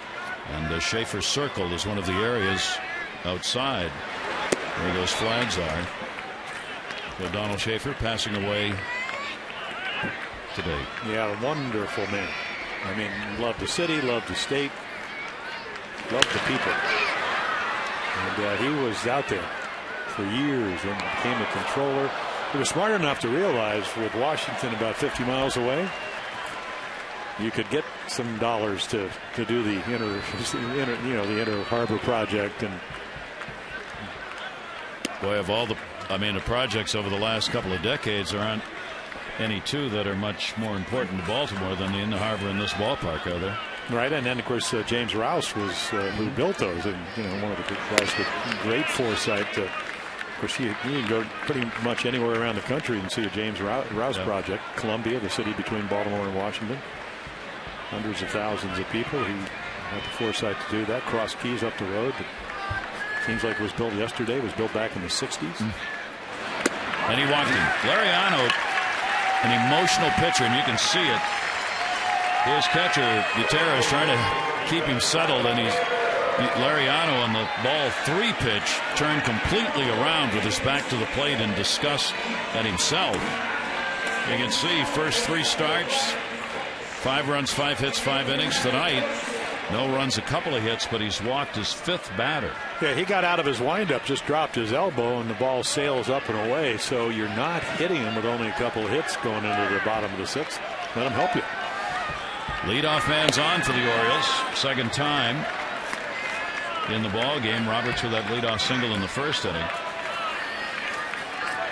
He's been better at that tonight too. His numbers, 63% of leadoff batters retired. A little better than that this evening. Guerrero on a shattered bat to short. Casilla will go for 1. Relay over to first. Double play. What a relay by Tolbert.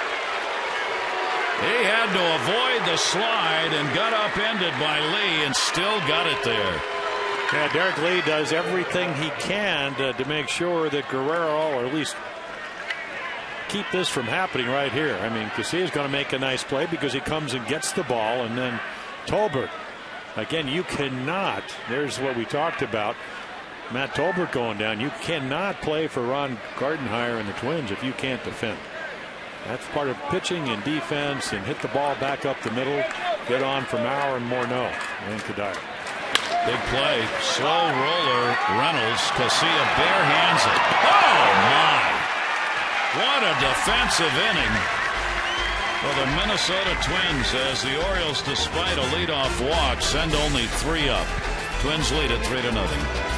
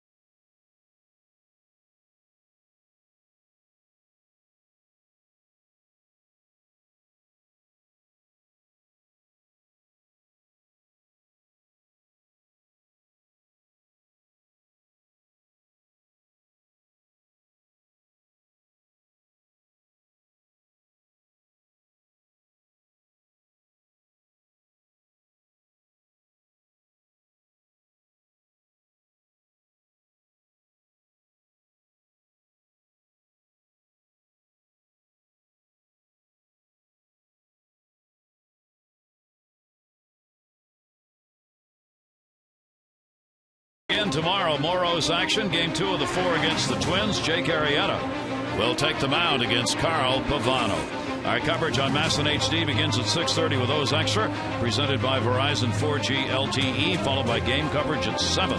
All the access you need right here on MASN.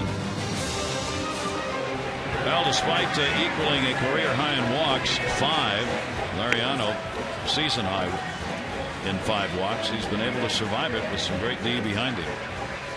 And Chris Tillman, who hasn't walked anybody and struck out 5, still finds himself behind here 3-0, waiting for a little offensive help. Yeah, they'll get some action in the bullpen only because this is the first time all year, even though he did pitch 6 no-hit innings in his first start down in Tampa, that he's gone into the 7th inning. And again, you want that scoreboard to stay exactly where it is if possible. You're Buck Showalter. Rapata's up, having just joined the team today. Pitch is taken inside for a ball. First bullpen action for either team. We are in the top of the 7th. Valencia has singled and scored and has an RBI and a ground ball out. Andino, the scoop, the throw. How about the D? Well, you know, I asked Danny Valencia, you must know Robert Andino. He knows him now because he just threw him out. Because they both come from the Miami area. He said, oh, no, he went to another high school. He signed out of high school. I went to the University of Miami. But again, defense. Not a lot of runs here at Camden Yards tonight because of this. Pretty good pitching. And again, how do you get outs? Do you defend? Both teams doing that right now. So with 1 away, here's Butera. The big 2 RBI double came in the 2nd inning. That one in the air to left field. Fox going back with room. 2 down. Yeah, just got it in enough. And again tonight, the one thing that Chris Tillman has done, he has thrown the ball with more conviction and more late life. So really, when you take away, if you could, and for some reason they play Butera to pull, he sliced that ball down in the corner. Otherwise, this is a 1-0 ball game. So again, he's pitched very well tonight. 2 down, 7th inning. Alexei Casilla has struck out and flied out 0 for his last 9. Tillman threw 6 innings, 91 pitches with 58 strikes.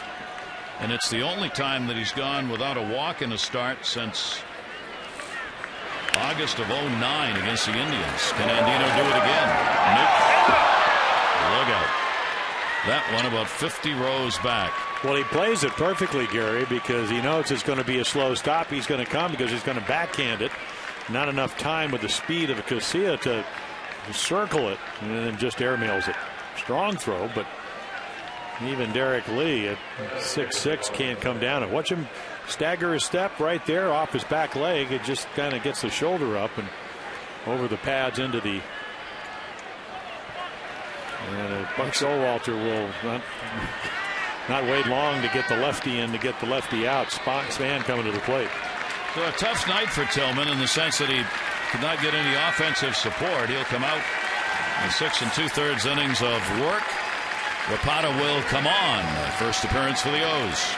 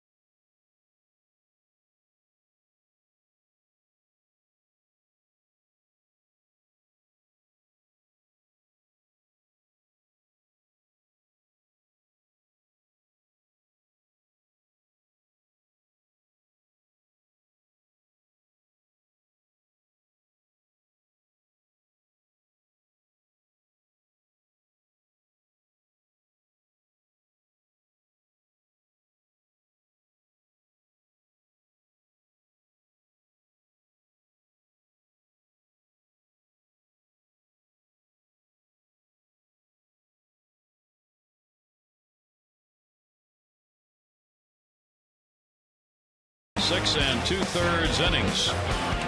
But despite the no walks and 5 strikeouts, a couple big hits off him, especially the one by Butera, and he leaves trailing 3-0. So nice job again. Really only that second inning when they bunched the 2 runs together, and then that other single run. So Clay Rapata will come in. Last year in the minor leagues, 92 times he faced left-handers, only 11 hits. This is why he's on the ball club. Runner on at second base. Here is Span. And the sweeping breaking ball is outside. And Buck Showalter was asked would he be used just as a specialty pitcher to get left-handers out. Showalter said no.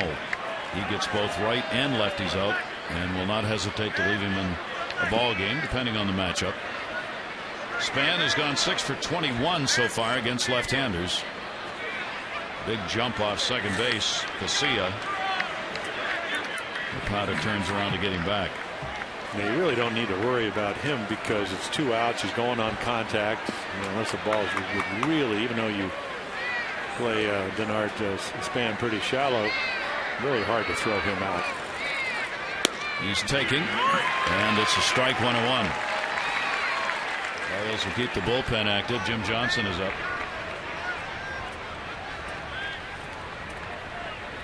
If you're wondering if Clay Rapida pitched in the major leagues, he did. In fact, he's undefeated.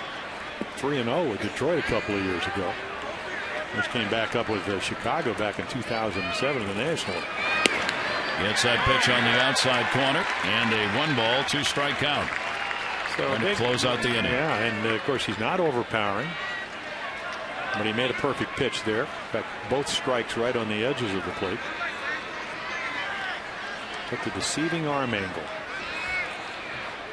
Apparently that last play, it was a straight error. I thought it would have been a hit and an error, but only 6 hits charged to Tillman. 1-2 delivery, off speed breaking ball that time. Span being very patient here. Yeah, he's waiting to let the ball travel as far as he can because, again, you don't see this arm angle. He steps right at you if you're at home plate hitting. And then he's 6'5", so long arms, a lot of legs, arms, a lot of deception. 2-2 stays alive on the foul tip.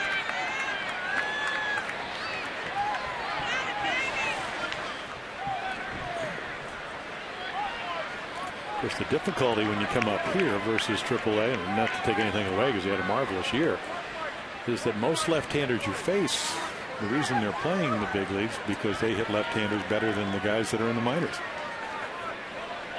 And they're able to keep that front side in, let the ball travel. Casilla jockeying off second base. 2-2 delivery on the way, and Span got one to take a slice at right there and fouls it straight back. He came in 4th in the league in hits and 10th in average starting the day. And I think what you have to do there is you have to read the bat. Matt Wieters and Clay Rapida, they have to say, okay, that's a pretty good swing. I have to stay out of that area if I want to get him out. Span a good at bat here, working him. 7th pitch coming up.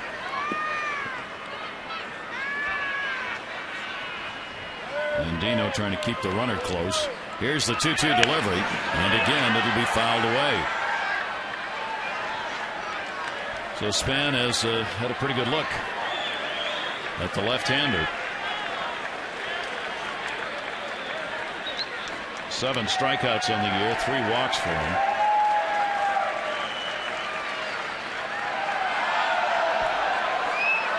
And as Jim said, hanging in. Yep, and that's what he's trying to do. He just wants to put a ball in play.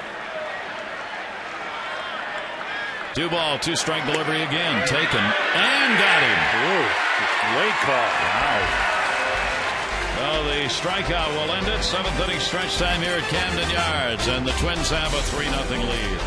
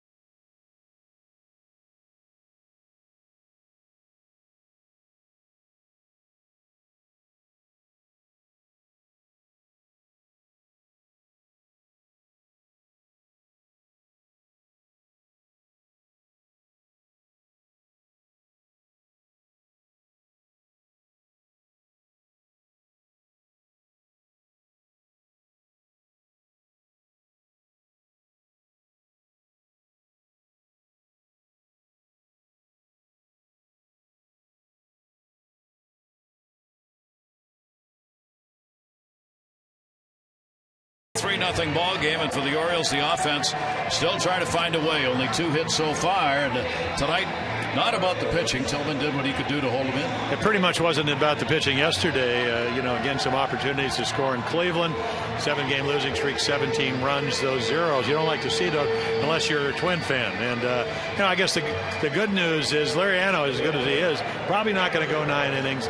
They finally settled on Matt Capps. I told Luke Scott today, I said, be ready for the late innings. They got right-handed closers in Nathan and Capps, so we'll see how this game plays out. But Liriano is just very simple. He's been tough to hit. He's giving you some help with the 5 walks, but again, his stuff is Liriano-like.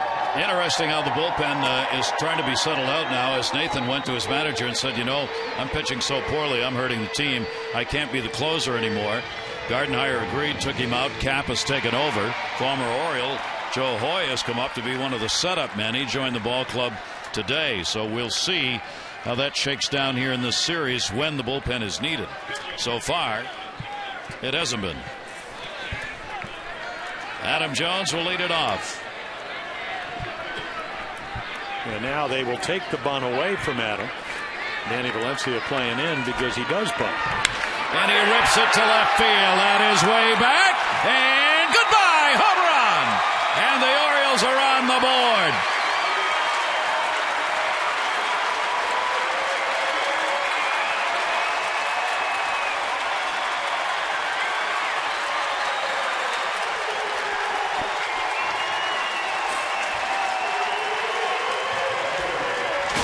And our Coors Light Cold Hard Blast. And that's exactly what it was.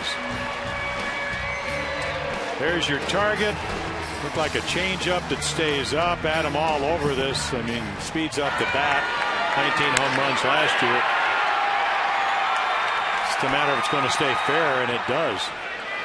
So you're on the board. And our Cold Hard Blast brought to you by Frost Brewed Coors Light. Adam Jones, 3rd home run. That one come leading off the 7th. Only the 4th hit for the Orioles. Down to 3rd, backhanded Valencia, and makes the nice play. So Fox retired. And again, at a moment in the ball game where if that somehow skirts by, it looks like a different game. Well, it's just not skirting by lately. There you see the active career hit leaders, 25 and younger, with Delman Young on top, and then Billy Butler and Adam Jones, Evan Longoria, and Justin Upton in that select group. Matt Wieters takes one to center field, going back his span, warning track wall. Goodbye, home run! 2 dingers in the inning, and it's a 1-run ball game.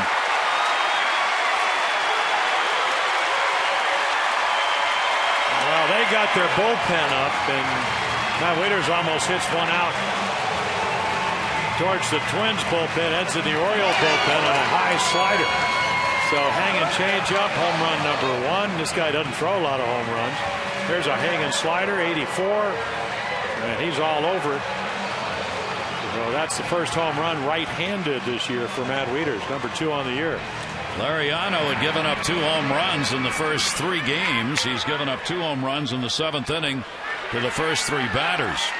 And it is now a 3-2 ball game. Only 1 down in the bottom of the 7th inning. Andino, wanting to bunt his way on, fouls it off. He has singled and grounded out. Quickly in the bullpen. And there is Jim Hoy. Former Oriole that was just called up, as you mentioned, Gary. Hard thrower, middle 90s. Andino takes that away. Now the Orioles dugout is showing some life. Well, that's what pitching will do. Keeps you in the game.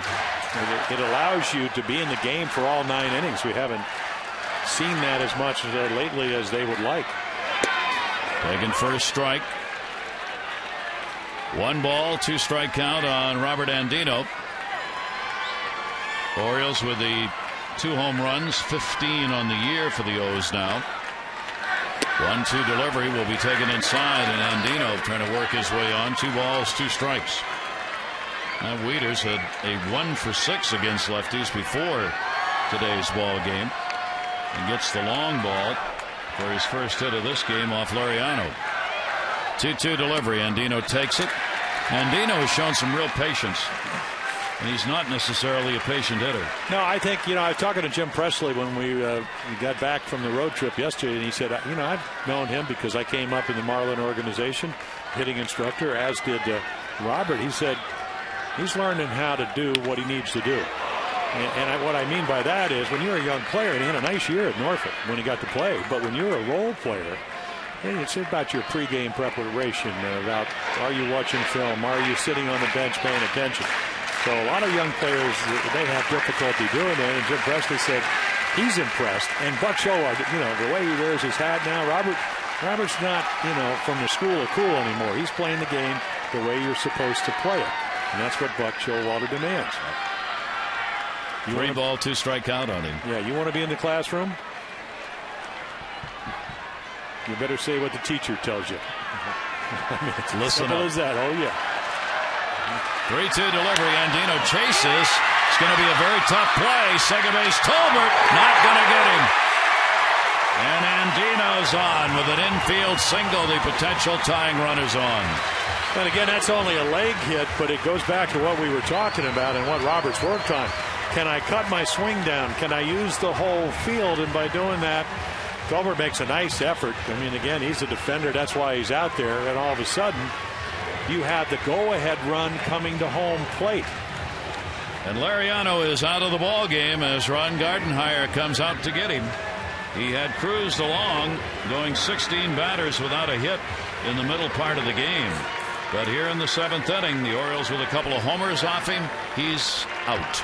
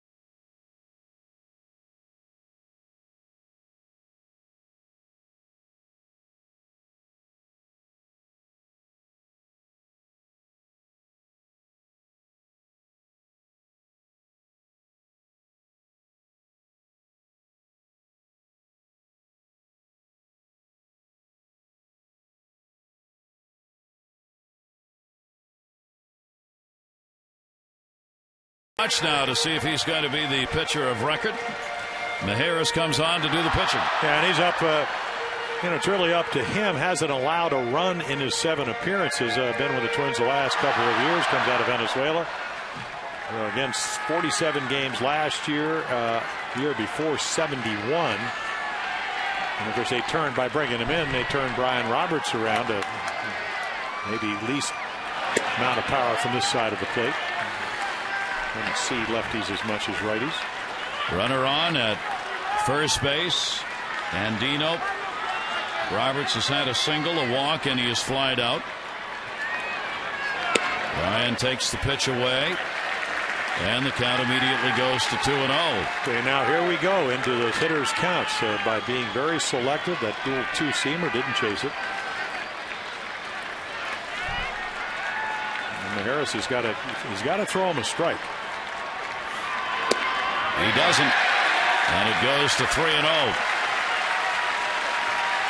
So now Brian is going to be taking in this situation, I would imagine. You never know that, though. Twins bullpen, 9th in ERA coming in. Brian does take, and it is a strike. Bullpen, as we said, has had to regroup with a new closer, new setup man, shuffling roles. Myers taking a look over to first. Roberts down to third. Backhanded Valencia to second. Tolbert with a fine play to get the force out on Andino.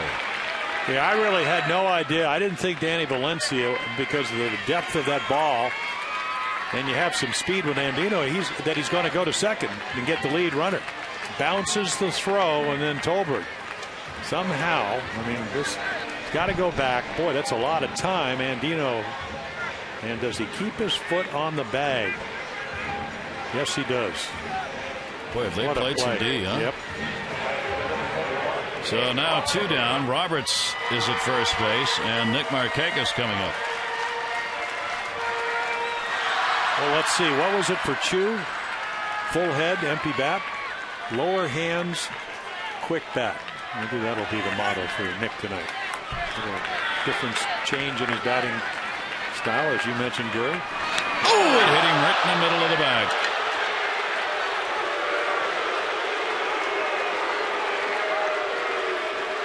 Well, that'll hurt Nick, and it'll hurt the Twins.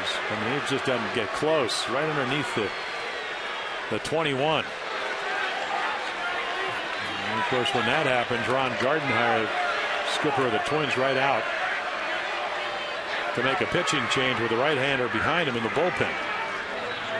Well, Maharis is out of there, and the former Oriole Hoy is going to come on as the Orioles here in the 7th inning have cut it to a 1-run ball game on the home runs by Jones and Wieters, and now the potential tying run at second base.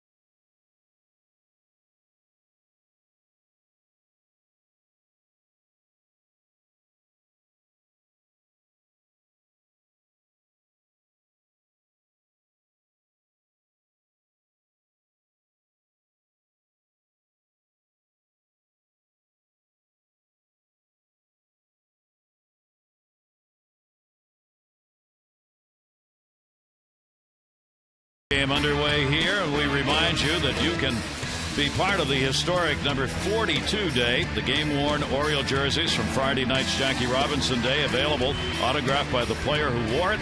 Proceeds benefiting the Orioles Charitable Foundation and the Jackie Robinson Foundation. The bidding closes a week from today.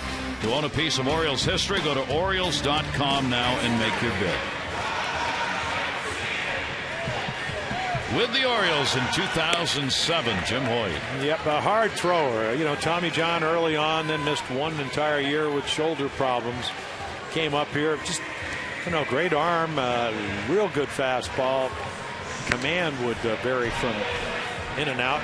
But again, this year did not have a very good spring. He actually came over in the J.J. Hardy trade along with Brendan Harris and some cash. So Hardy went to the Twins.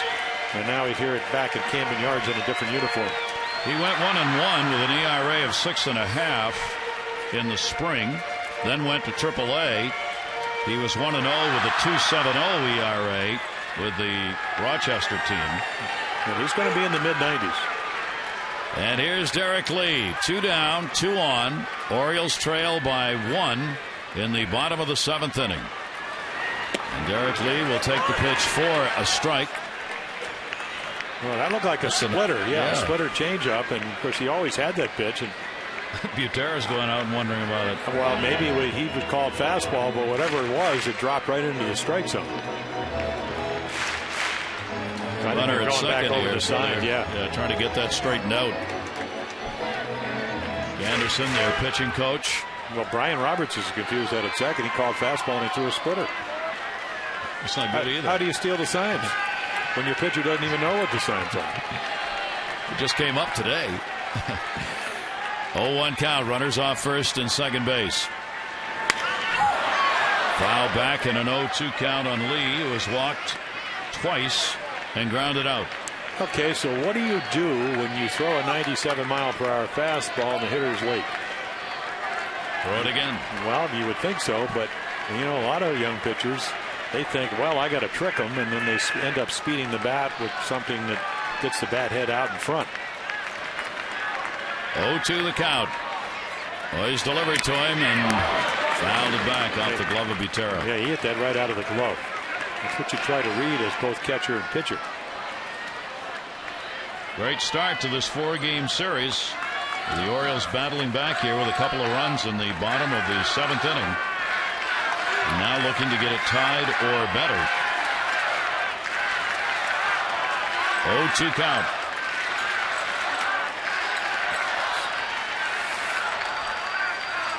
Derek Lee waiting on it. Check swing. Up high.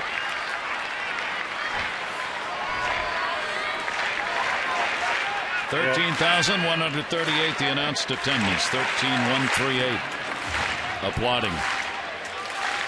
Hoping. And a timeout taken by Lee. Roberts is the lead runner. Markakis, hit by a pitch, is on at first base.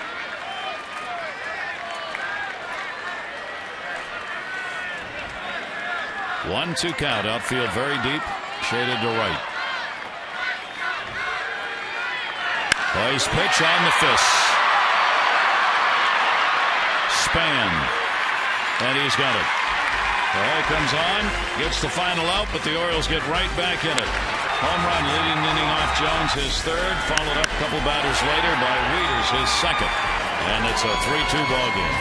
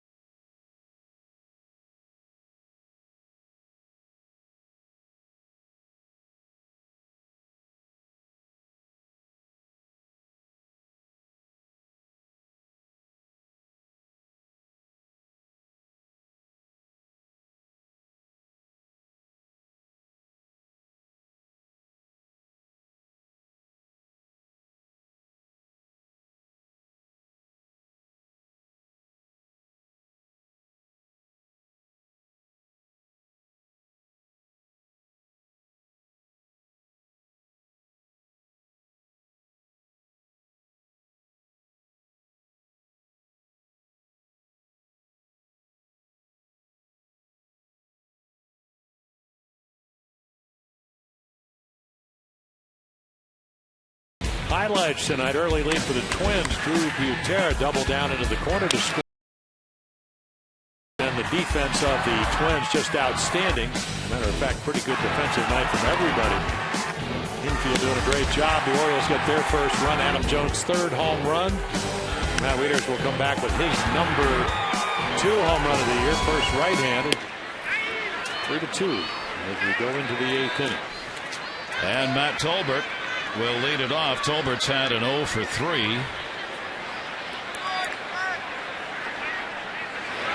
Zapata stays on and will get a strike to him. Switch hitter. Yeah, so how do you help the team even though you're 0 for 3? Play the heck out of second base. He has done that.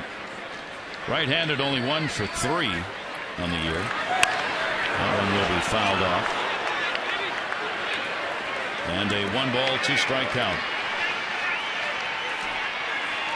Runs have not come easy for the Orioles during this 7-game losing streak. And again here tonight, a struggle to get people on, but did in the 7th, and now are very much within a shot of this ball game.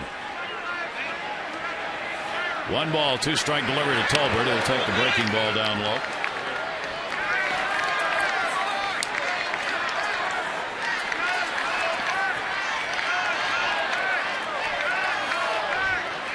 Two the count.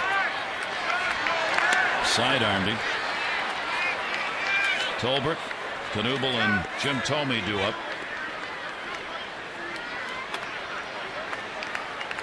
Yeah, again, it would be sidearm. Dropped down pretty good, didn't it? He got a submariner, but got the spine angle. That ball a little bit low. So he takes the count full. 3 balls and 2 strikes. Tillman, the starter, the 3 runs on 6 hits, 6 2/3 innings. Gave the Orioles a chance and has given them a chance. 3-2 ground ball to Roberts. Running throw. Got him. 1 down. Time to text in your vote for the AT&T Player of the Game. Here are the candidates tonight. Adam Jones, who's contributed with that big home run. Chris Tillman, who had a fine outing for 6 2/3. And Francisco Lariano. A couple of runs, 5 hits, 6 1/3. Text in your vote, A, B, or C, 51862. So Lariano, with the help of the bullpen, still the pitcher of record for the Twins. 1 down. Here's Jason Kubel on the off-speed pitch, fouls it off. Kubel has struck out twice and singled. Against the Orioles, a .272 lifetime hitter with a couple of home runs.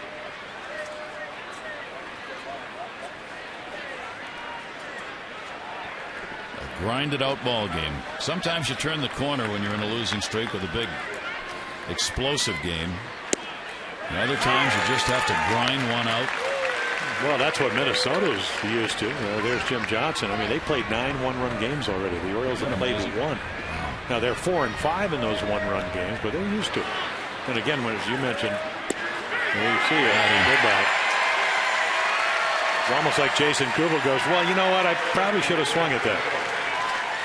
Snaps his finger. I think really good breaking ball. Of course, you leave him in, you leave Clay in because you have some lefties coming up, and then he executes his pitches. So he gets the second out. 3 strikeout night for Jason Kubel. Tome's had a couple of Ks already, 0 for 3. That's the home plate umpire, and he's thrown him out of the game. Well, he said it was that far, held his hands apart outside the strike zone. Gardenhire's been heaved, disagreeing with the calls, and the home plate umpire, Chris Guccione, has thrown him out of the ballgame. It's kind of unnecessary to do that. I mean, the rule says you're not supposed to argue balls and strikes, but nobody knew.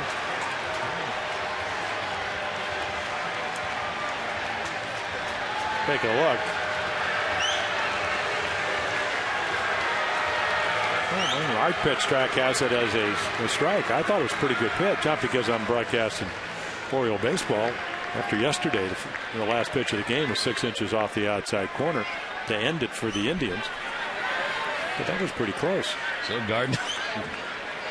Gardenhire's gone. I mean, that's not even a real argument, you know. First this year, 53rd of his career that he's been heaved. Yeah, I know. When you read the press guide, they're pretty proud of that. He's got a long way to catch. He'll laugh about it tomorrow, but well, he's still managing, and Bobby Cox retired. Bobby had the most. Yep. Here's Jim Thome, 1-0 count, 2 down. Thome takes a strike.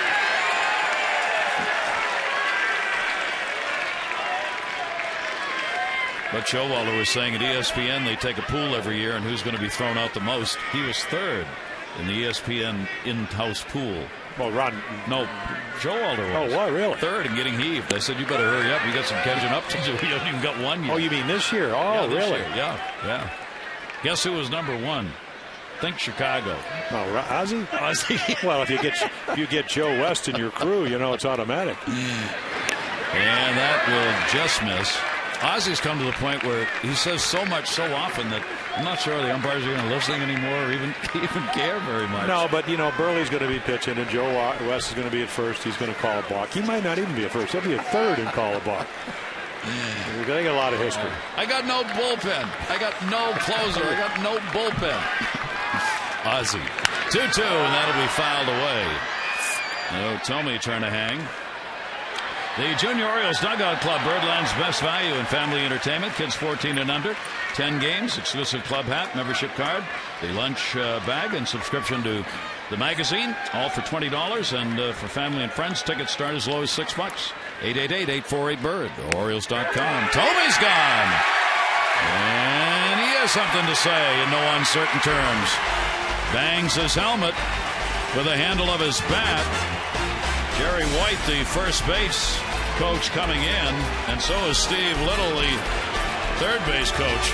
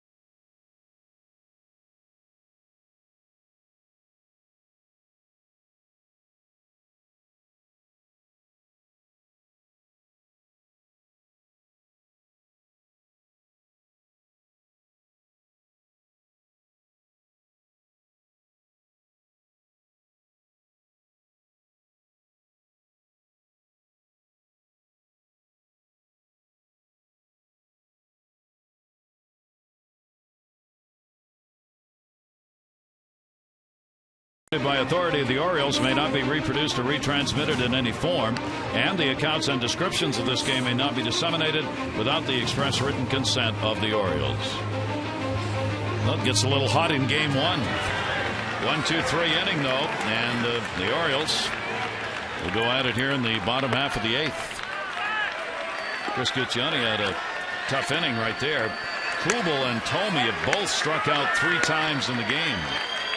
And for each of them in the sixth inning, it was in the eighth inning, rather, it was a called third strike. Here's Vladimir Guerrero. And he will take it inside. Yeah, there goes the zoom ball. Last year at Norfolk, of course, Jim Hoey started at Bowie and struck out 38 and 31 innings, and then only gave up 11 hits in 21 in the third innings, but a lot of walks, 17. So that's what there's another ball too. But again, when you're throwing 97, you got to get the bat going. If you take that pitch, it's 2-0. That's Vladdy. I think we're going to see a lot of air it out early on.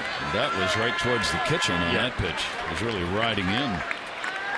Guerrero, double play, fly ball, ground ball out. 1-1. Another big cut foul back. Well, the Orioles have had better innings late. They've hit only .218 in innings 1 through 6, but from the 7th inning on, they've hit .248. Much better on base percentage, better slugging percentage. So let's hope that holds true. The Orioles hope it does here in this ball game. 1-2. And that's unusual because that's usually when you see the back end of a bullpen and when they're matching up and everybody might have a different style. Those are the guys that are supposed to be the best pitchers on the opposition. Harris worked a third of an inning in relief of Lariano. Nothing across. Guerrero held up on that. And a 2-ball, 2-strike count. Well, there's never been, when Jim Hoey's healthy, any question about his arm strength. 6'6", out of New Jersey. Guerrero waiting on the 2-2. In the air to right field. Kubel. Guerrero's retired. One down in the 8th. For every Orioles walk this season, Care First Blue Cross Blue Shield will contribute $50 to the Living Classrooms Foundation. 37 walks so far, $1,850. Care First Blue Cross Blue Shield encourages each of us to take the first step towards a healthier and more active lifestyle. Mike Reynolds has grounded out, walked, and struck out. Orioles scoring on the homers by Jones and Wieters. Twins getting a big double in the second inning from Drew Butera. The other run, an RBI to Valencia and a ground ball out. This Guccione is struggling behind that plate. I mean, that splitter was up out of the zone. That wasn't. Play quickly, getting the 2-strike count. Well, I'm rooting for something that's going to speed up the bat, and that'll be a splitter, because the fastball in 97 had some express to it. 0-2 the count with one down. Outfield deep all the way around. Reynolds will take it up high. And you can see where Drew Butera, their catcher, is sitting. I mean, you want to have and be able to extend through. Try to throw the ball down and away. Get over your front side, and that's where he's going to. At least that's where he's been sitting. Watch him slide to the outside corner and just put the glove there. So you know who's hitting, and you're going to throw the ball through the hitter to the catcher. Good windup will allow you to do that. 1-2 delivery on the target right where he got the baseball. And there's a split-fingered fastball. So 2 down in the bottom of the 8th inning on the called 3rd strike. Adam Jones, a 1 for 3, the one being the home run in the 7th inning. His 3rd of the year, led off the 2-run 7th. Adam hitting at .212 now. 6 RBIs, and the Orioles still down a run, bottom of the 8th.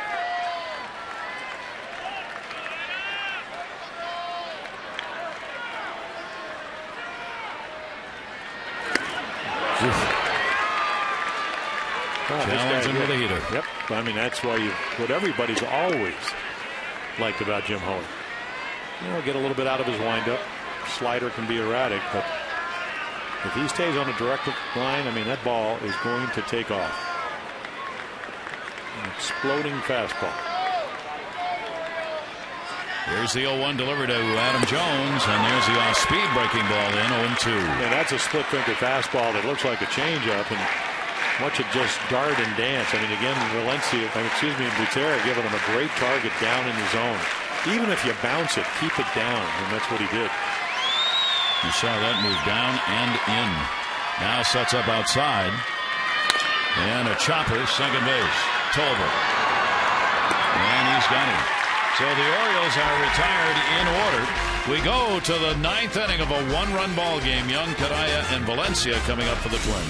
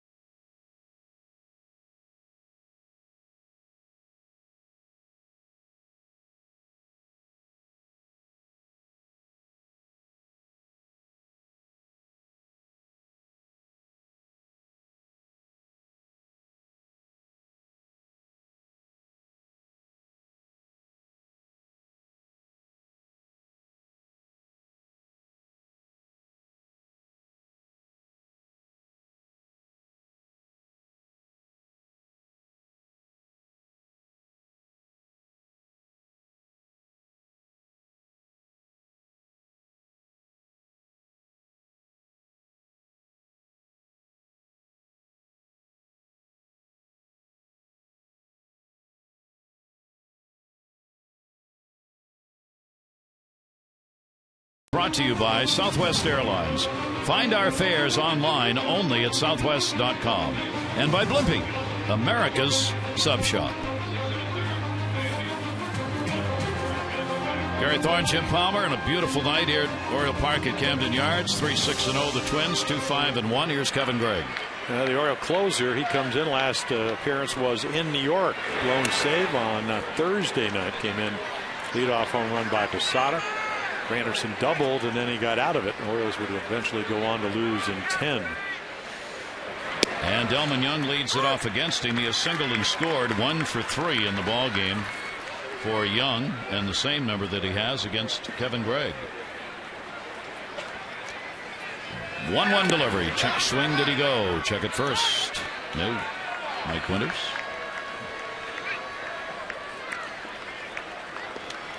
Of course, this is what Mike Winters is looking at, not even close to being a swing. 2-1 delivery, and that's going to miss outside. Yeah, just by a little. Of course, Delman Young, a lot of hits, very few walks. Great contact hitter, slasher. Good about anything you throw. Has a 4-game hit streak now with a single that he added. The hits have been few and far between, hitting at only .228. Yeah, 28 walks last year and 570 at bats. But again, that's 170 hits. There's a walk, and you really have to walk it. And if you're around the plate, he's going to swing. So the leadoff man is on in the 9th inning. Follow the Orioles with the MLB.com At Bat 2011 app for your iPhone, iPad, Android, or BlackBerry. Get scores, stats, highlights, live audio, pitch-by-pitch tracking, and more. Text At Bat 31826 or go to Orioles.com. Repko has come on as the pinch runner at first base for Young. Jason Repko, another young player that, well, actually not young, but a guy they've been using in and out. And bunt is shown by Kadire, who's double single and grounded out in the ball game. There's the closer, Matt Capps, the new closer for the Twins. So now Gregg's got to worry about the runner at first and a possible bunt here. Kadire doesn't show that time, and it's taken away. 1 ball, 1 strike count. David Price, great outing Tampa Bay tonight. 8 innings, 4 hits in the ball game and a shutout. Gave up only 2 walks against the White Sox. Tampa Bay 5-0 over Chicago. The 1-1 delivery, and that's going to miss down low. Well, they've won now 6 out of 7 games. Starting pitching's been terrific. Bullpen, actually, even though it's a completely new bullpen, has been doing a nice job, and the offense is coming around a little bit. Everybody else besides the Yankees trying to get back to 500 baseball in the East. 2-1 delivery, and that is hit hard to center. Jones going back. Kadire got a lot of it. Caught. Runner's got to get back. Trying to go Repko. The long throw to Young. Went out in time, and good backup by Wieters. Matt Wieters saved that from going into the dugout. And Repko has to stay at first. Well, that's why you don't play real shallow. If he makes his plan look really routine, Repko's around the bag. Jason's got to go back and tag the base. Otherwise, he would be called out because the Orioles certainly would pick up on that. And the ball smacked. And if Wieters isn't there, it's in the dugout, and he's at second. And if he's not 6'5", it might be in the dugout. Pretty good rebound. Yeah. So 1 away. Repko still on at first base. Here's Valencia. Valencia's had a good night. Single RBI on a ground ball out and got robbed of a hit by Andino his last time up. A 3-2 ball game. We're in the 9th inning. Orioles home runs. Jones and Wieters accounting for their 2. Drew Butera, 2 RBI double, and a ground ball out by Valencia. The other RBIs, 3 of them for the Twins. And again, Jason Repko comes out of the Dodger organization, the pinch runner, and pretty good speed. I mean, a lot of stolen bases in the minor league. So once again, we know Wieters throws well, very quick release, but how quickly will Gregg get the ball to home plate? That'll probably be the determining factor. Big lead. 2-0 delivery and a breaking ball in for a strike. Good one. 0 for 3. Valencia against Gregg. Well, Valencia's got some power. Well, again, over 300 last year in 85 games, first year in the big leagues. Hit some long home runs. 2-1 count, runner not going. Another good pitch, slider on the outside corner again, and it goes to 2-2 in another argument, as Valencia didn't think so. Well, I mean, this is a pitcher's pitch. He thinks it's low. I don't think it's outside. Pitchers want it. Hitters want it to be called a ball. I'd much rather be hitting 3-1 than 2-2. 2-2. Fastball got him. Fouled off. Emergency hack. Good running bat. Good running at fastball.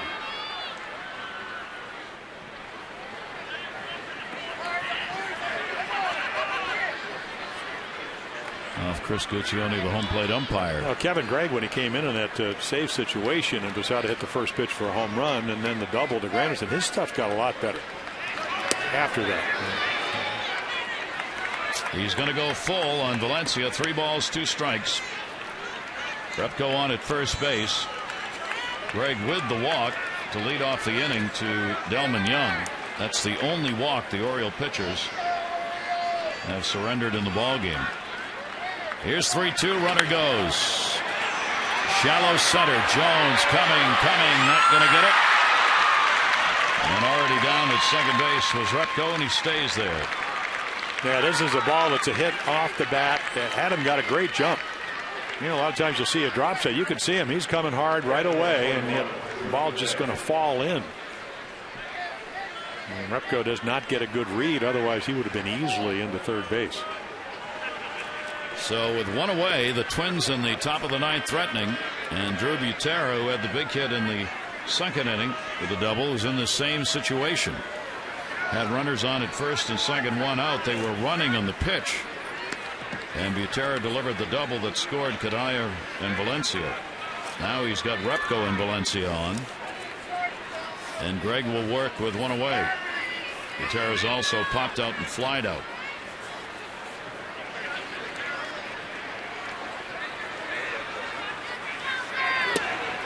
First pitch is going to be taken away for a ball. As a team, the Twins, even though they haven't scored a lot of runs, have hit a fairly decent 270 with runners in scoring position. They just haven't had a lot of them out there. 1-0 count. And that one's to the gap. Jones coming, not going to be able to play it barehanded. Repko will score a big run, and it is 4-2. Third RBI of the game for Butera.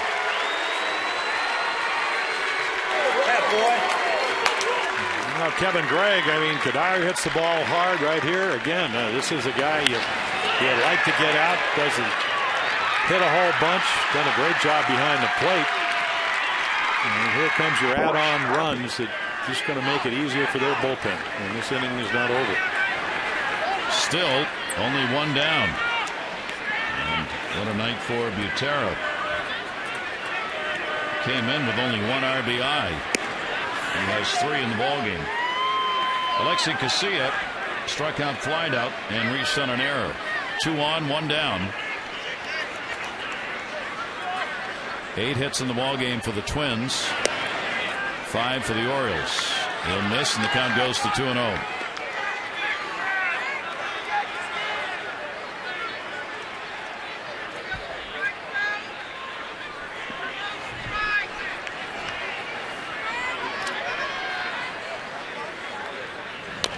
Fouled off. Saw Michael Gonzalez starting to loosen up, and will head to the hill in the bullpen.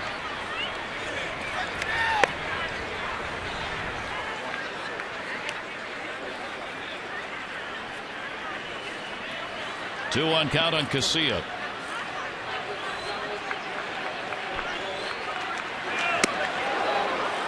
Almost caught him. Turns away and gets away, and a 3-ball, 1-strike count.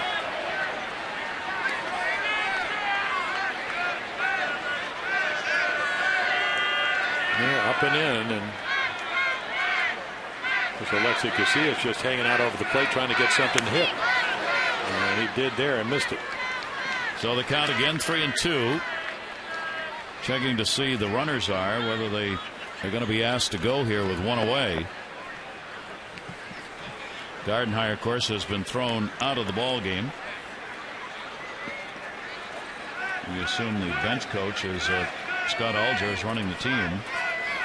They are going 3-2 and walked him. So Greg has issued 2 walks here in the 9th inning, one of which has already scored. And they're loaded. Yeah, Mark Connor, the Oriole pitching coach, comes out. So Gonzalez, not a lot of time to throw. Doesn't get lefties out, at least to this point, very well. Your closer's out there. You want him to get work, but not this much work. You were hoping he would come in and just have a quiet 9th inning, and you could send your hitters up, trailing by 1. Now the Orioles are down by 2 and still only 1 out. And the leadoff batter, Denard Span, the great speedster, coming up. Valencia single at third, Butera single at second, and the walk to Casilla, who was on at first base. And he came in hitting 100 points higher. Look at those numbers right there. I mean, that's a lifetime number. No home runs, but 50-50 with the bases loaded. But hitting .368 against right-handed pitching. You've seen Kevin Gregg only once at the plate, 1 for 1. The infield is drawn in for a play at the plate. And a lot of that has to do with the speed of Span. If you played a double play depth, even then trying to turn a double play on Span on a ground ball would not be easy. Well, they want to be in. If the ball is hit slowly at all, maybe they can come home and get the force. Yep. 2-0. And Kevin Gregg falling off on the last 2 pitches. Span is 0 for 4. A couple of ground ball outs, flied out, struck out. Well, he ought to get a great pitch to hit here. And the reason I say that obviously is if you're down 2-0, bases loaded, you need to throw a strike, and you need to just hope that he'll hit one at somebody. Maybe you get lucky. Span 0 for 1 with the bases loaded this year, and takes the strike. And it'll go to 2-1. Big moment in the ball game. The Orioles in it here in the 9th, but Minnesota trying to put it all but out of reach. They've had a run in so far, 2 walks, 2 hits in the inning. Gregg with only 1 away.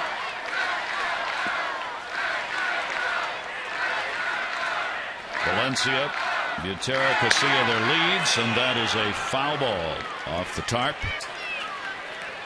So Kevin Gregg comes back after falling behind the hitter. Yeah, gets it up 2-2. Get me over slider gets smoked foul. This kind of speeds that bat up a little bit.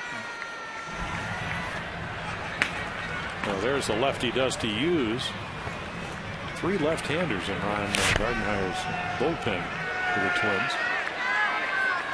Dusty Hughes, that old cattle trail. Yeah. Span back. Has it come to that already? It's a good name, Dusty Hughes. Yeah, well, very good. Could have been on Bonanza or Dusty Rose, one of the great cowboy shows. 2 ball, 2 strike count. Span waiting on it in the dirt. It gets away and a run's going to score. Valencia comes in on the wild pitch. And it is a 5-2 Twins lead. Yeah, trying to go down in the zone and just bounces it. Matt Wieters was so good over the course of the weekend. Little splitter grip, just a split fastball, hangs on it. And again, it's a high hopper. Boy, this angle, what, maybe 57 feet? Home plate 60 feet 6 inches. First wild pitch for Gregg, and now the infield all the way in. 3 ball, 2 strike count, 1 down. So far, a disastrous 9th inning for the Orioles. Valencia coming in. Butera moves over to third. Casillas on at second base. And got him on a called third strike. 2 down.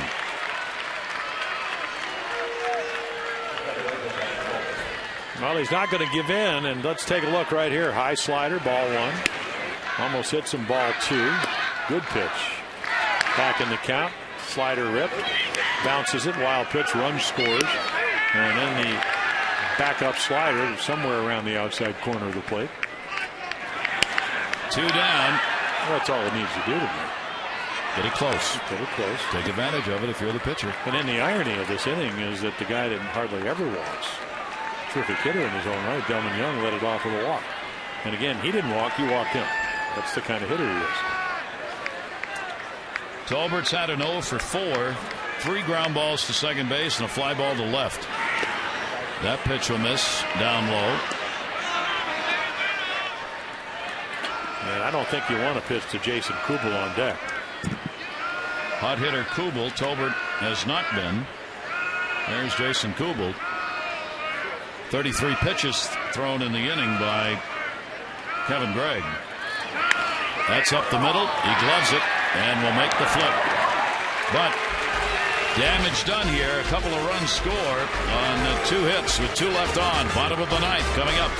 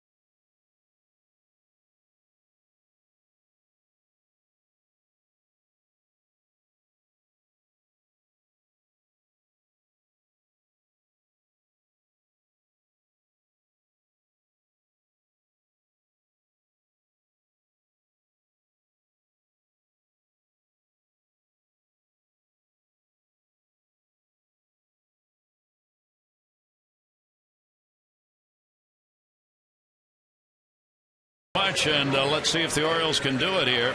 And there is the situation. Blown 2 saves. Nathan went to the manager, said, you got to take me out of the role because I'm just not effective enough. So here's the new closer.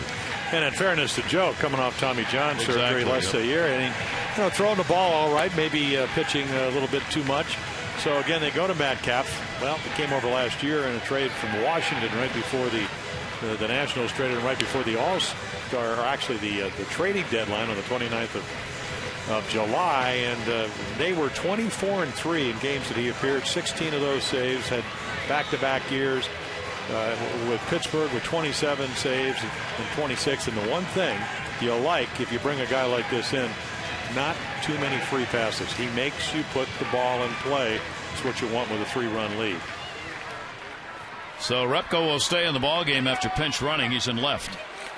And the Orioles with a big hill to climb, bottom of the 9th. I'm just glad they got Jim Hoey out of there. Wow. He was throwing the ball. Inning and a third with a strikeout for Hoey, and he was outstanding. Laureano a chance to win at the starter. 2 runs, 5 hits, 6 in the third. Chris Tillman 3 runs, 6 hits against him, and 6 2/3. Pitcher of record for the Orioles. So the Orioles need base runners now. It'll be Fox, Wieters, and Andino due up.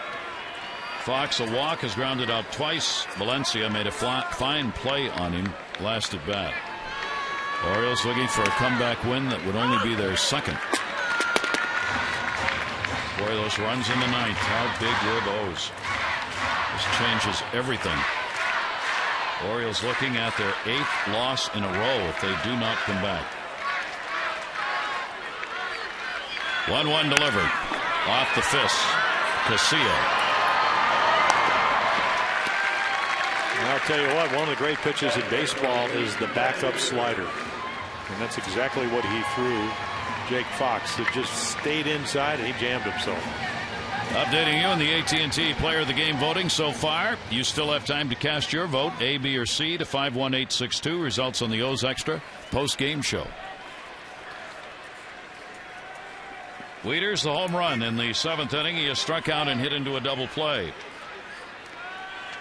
Orioles tonight have had a couple of double plays they've hit into that have taken away what might have been good innings. For Matt, this was his second of the year.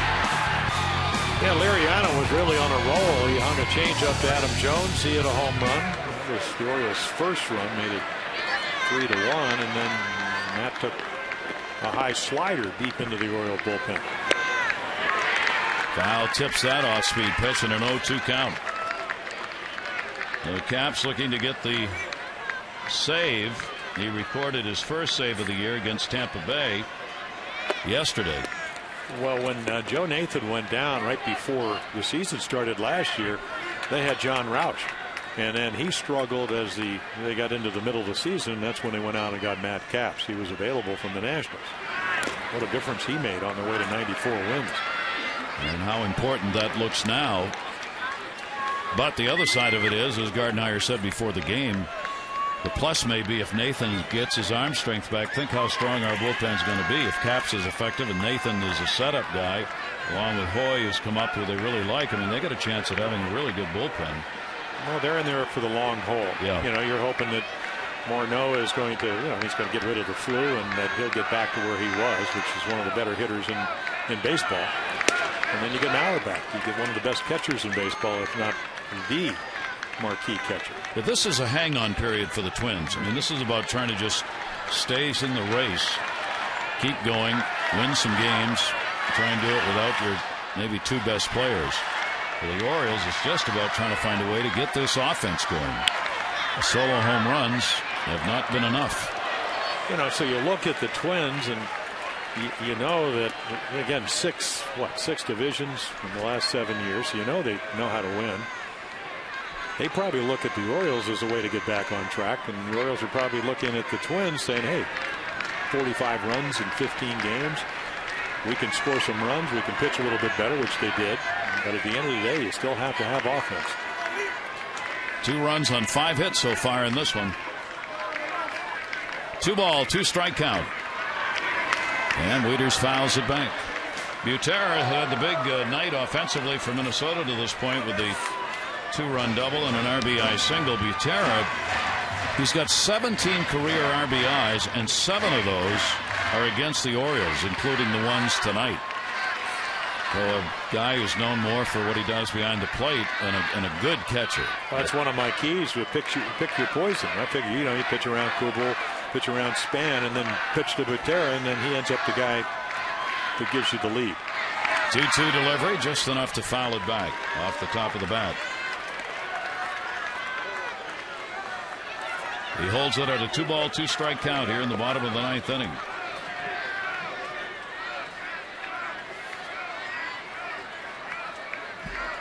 It's been a real good ball game. The Oriole fans really getting into it in that 7th inning when the O's got back with a couple of runs. That 9th inning really is taking the stuffing out now with a 3-run difference. Here's the 2-2 delivery, and that's strike 3. So Capps gets the K. Man, nice movement. Started off the inside corner, let it run back. Probably looks like a 2, at least it acts like a 2-seam fastball. Look at that late movement. And then again, the perfect pitch. Matt gives up on it. Catches the inside corner for a strikeout. And Luke Scott will be the pinch hitter for Andino in the number 9 spot. Just imagine if that they don't get the 2 add-on runs. Potential tying runs. And you'd like this matchup. Be a whole different ball game. Yep. Now Luke's got to figure a way to keep it going. He'll take the pitch. It is up high for a ball. Andino had a couple of hits in the ball game, 2 for 3 with 2 singles. Hit streaks versus the Twins. Scott has hit an 11 in a row. 1-1. Yeah, a little double dose of batting practice today for Luke. Well, as you mentioned, a lot of the guys hit early, so he hit in his regular group, and then some of the guys that already hit early didn't hit again. He came back out and hit. Ran in between. Barring a comeback, Liriano will get his first win of the year and go 1-3, and Chris Tillman will be 0-2. And Capps is after his second save in 2 days. 1 ball, 1 strike count. Luke Scott. In the air, right center field, way back, and goodbye, home run. Oh, those 9th inning runs. It's 5-3. Boy, was that ball propelled.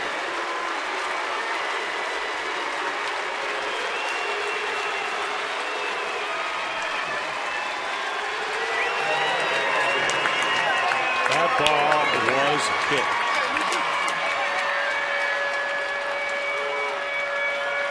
This swing doesn't get a whole lot better than this right here. A long way back. And Luke Scott's got his 2nd home run, his 4th RBI of the year. Comes with 2 down in the 9th, makes it 5-3. Now trying to get the potential tying run to the plate. So Brian Roberts will be very selective. Luke comes on with a pinch hit homer. 3 solo homers tonight, accounting for the Oriole runs. Roberts singled, walked. Fielder's choice fly ball makes him throw a strike. Cap surrendering his 2nd home run of the season.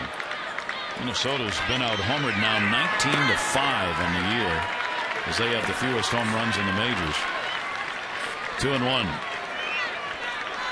Yeah, and if you're Matt Cap, you face Brian Roberts enough to know that you need to throw a strike here. He very rarely chases out of the zone until he gets to 2 strikes. 2-1 delivery to him, and that's away. And a 3 ball, 1 strike count with Markakis on deck. See, if you get a runner on, all of a sudden everything changed. You can't just throw strikes. They have to be quality strikes. Scott giving the Orioles some light. Roberts 1 for 1 off Caps, a home run. 3 ball, 1 strike count. Brian will take it. It is a strike, 3-2. They're trying to draw the walk off him. Brian gets it full.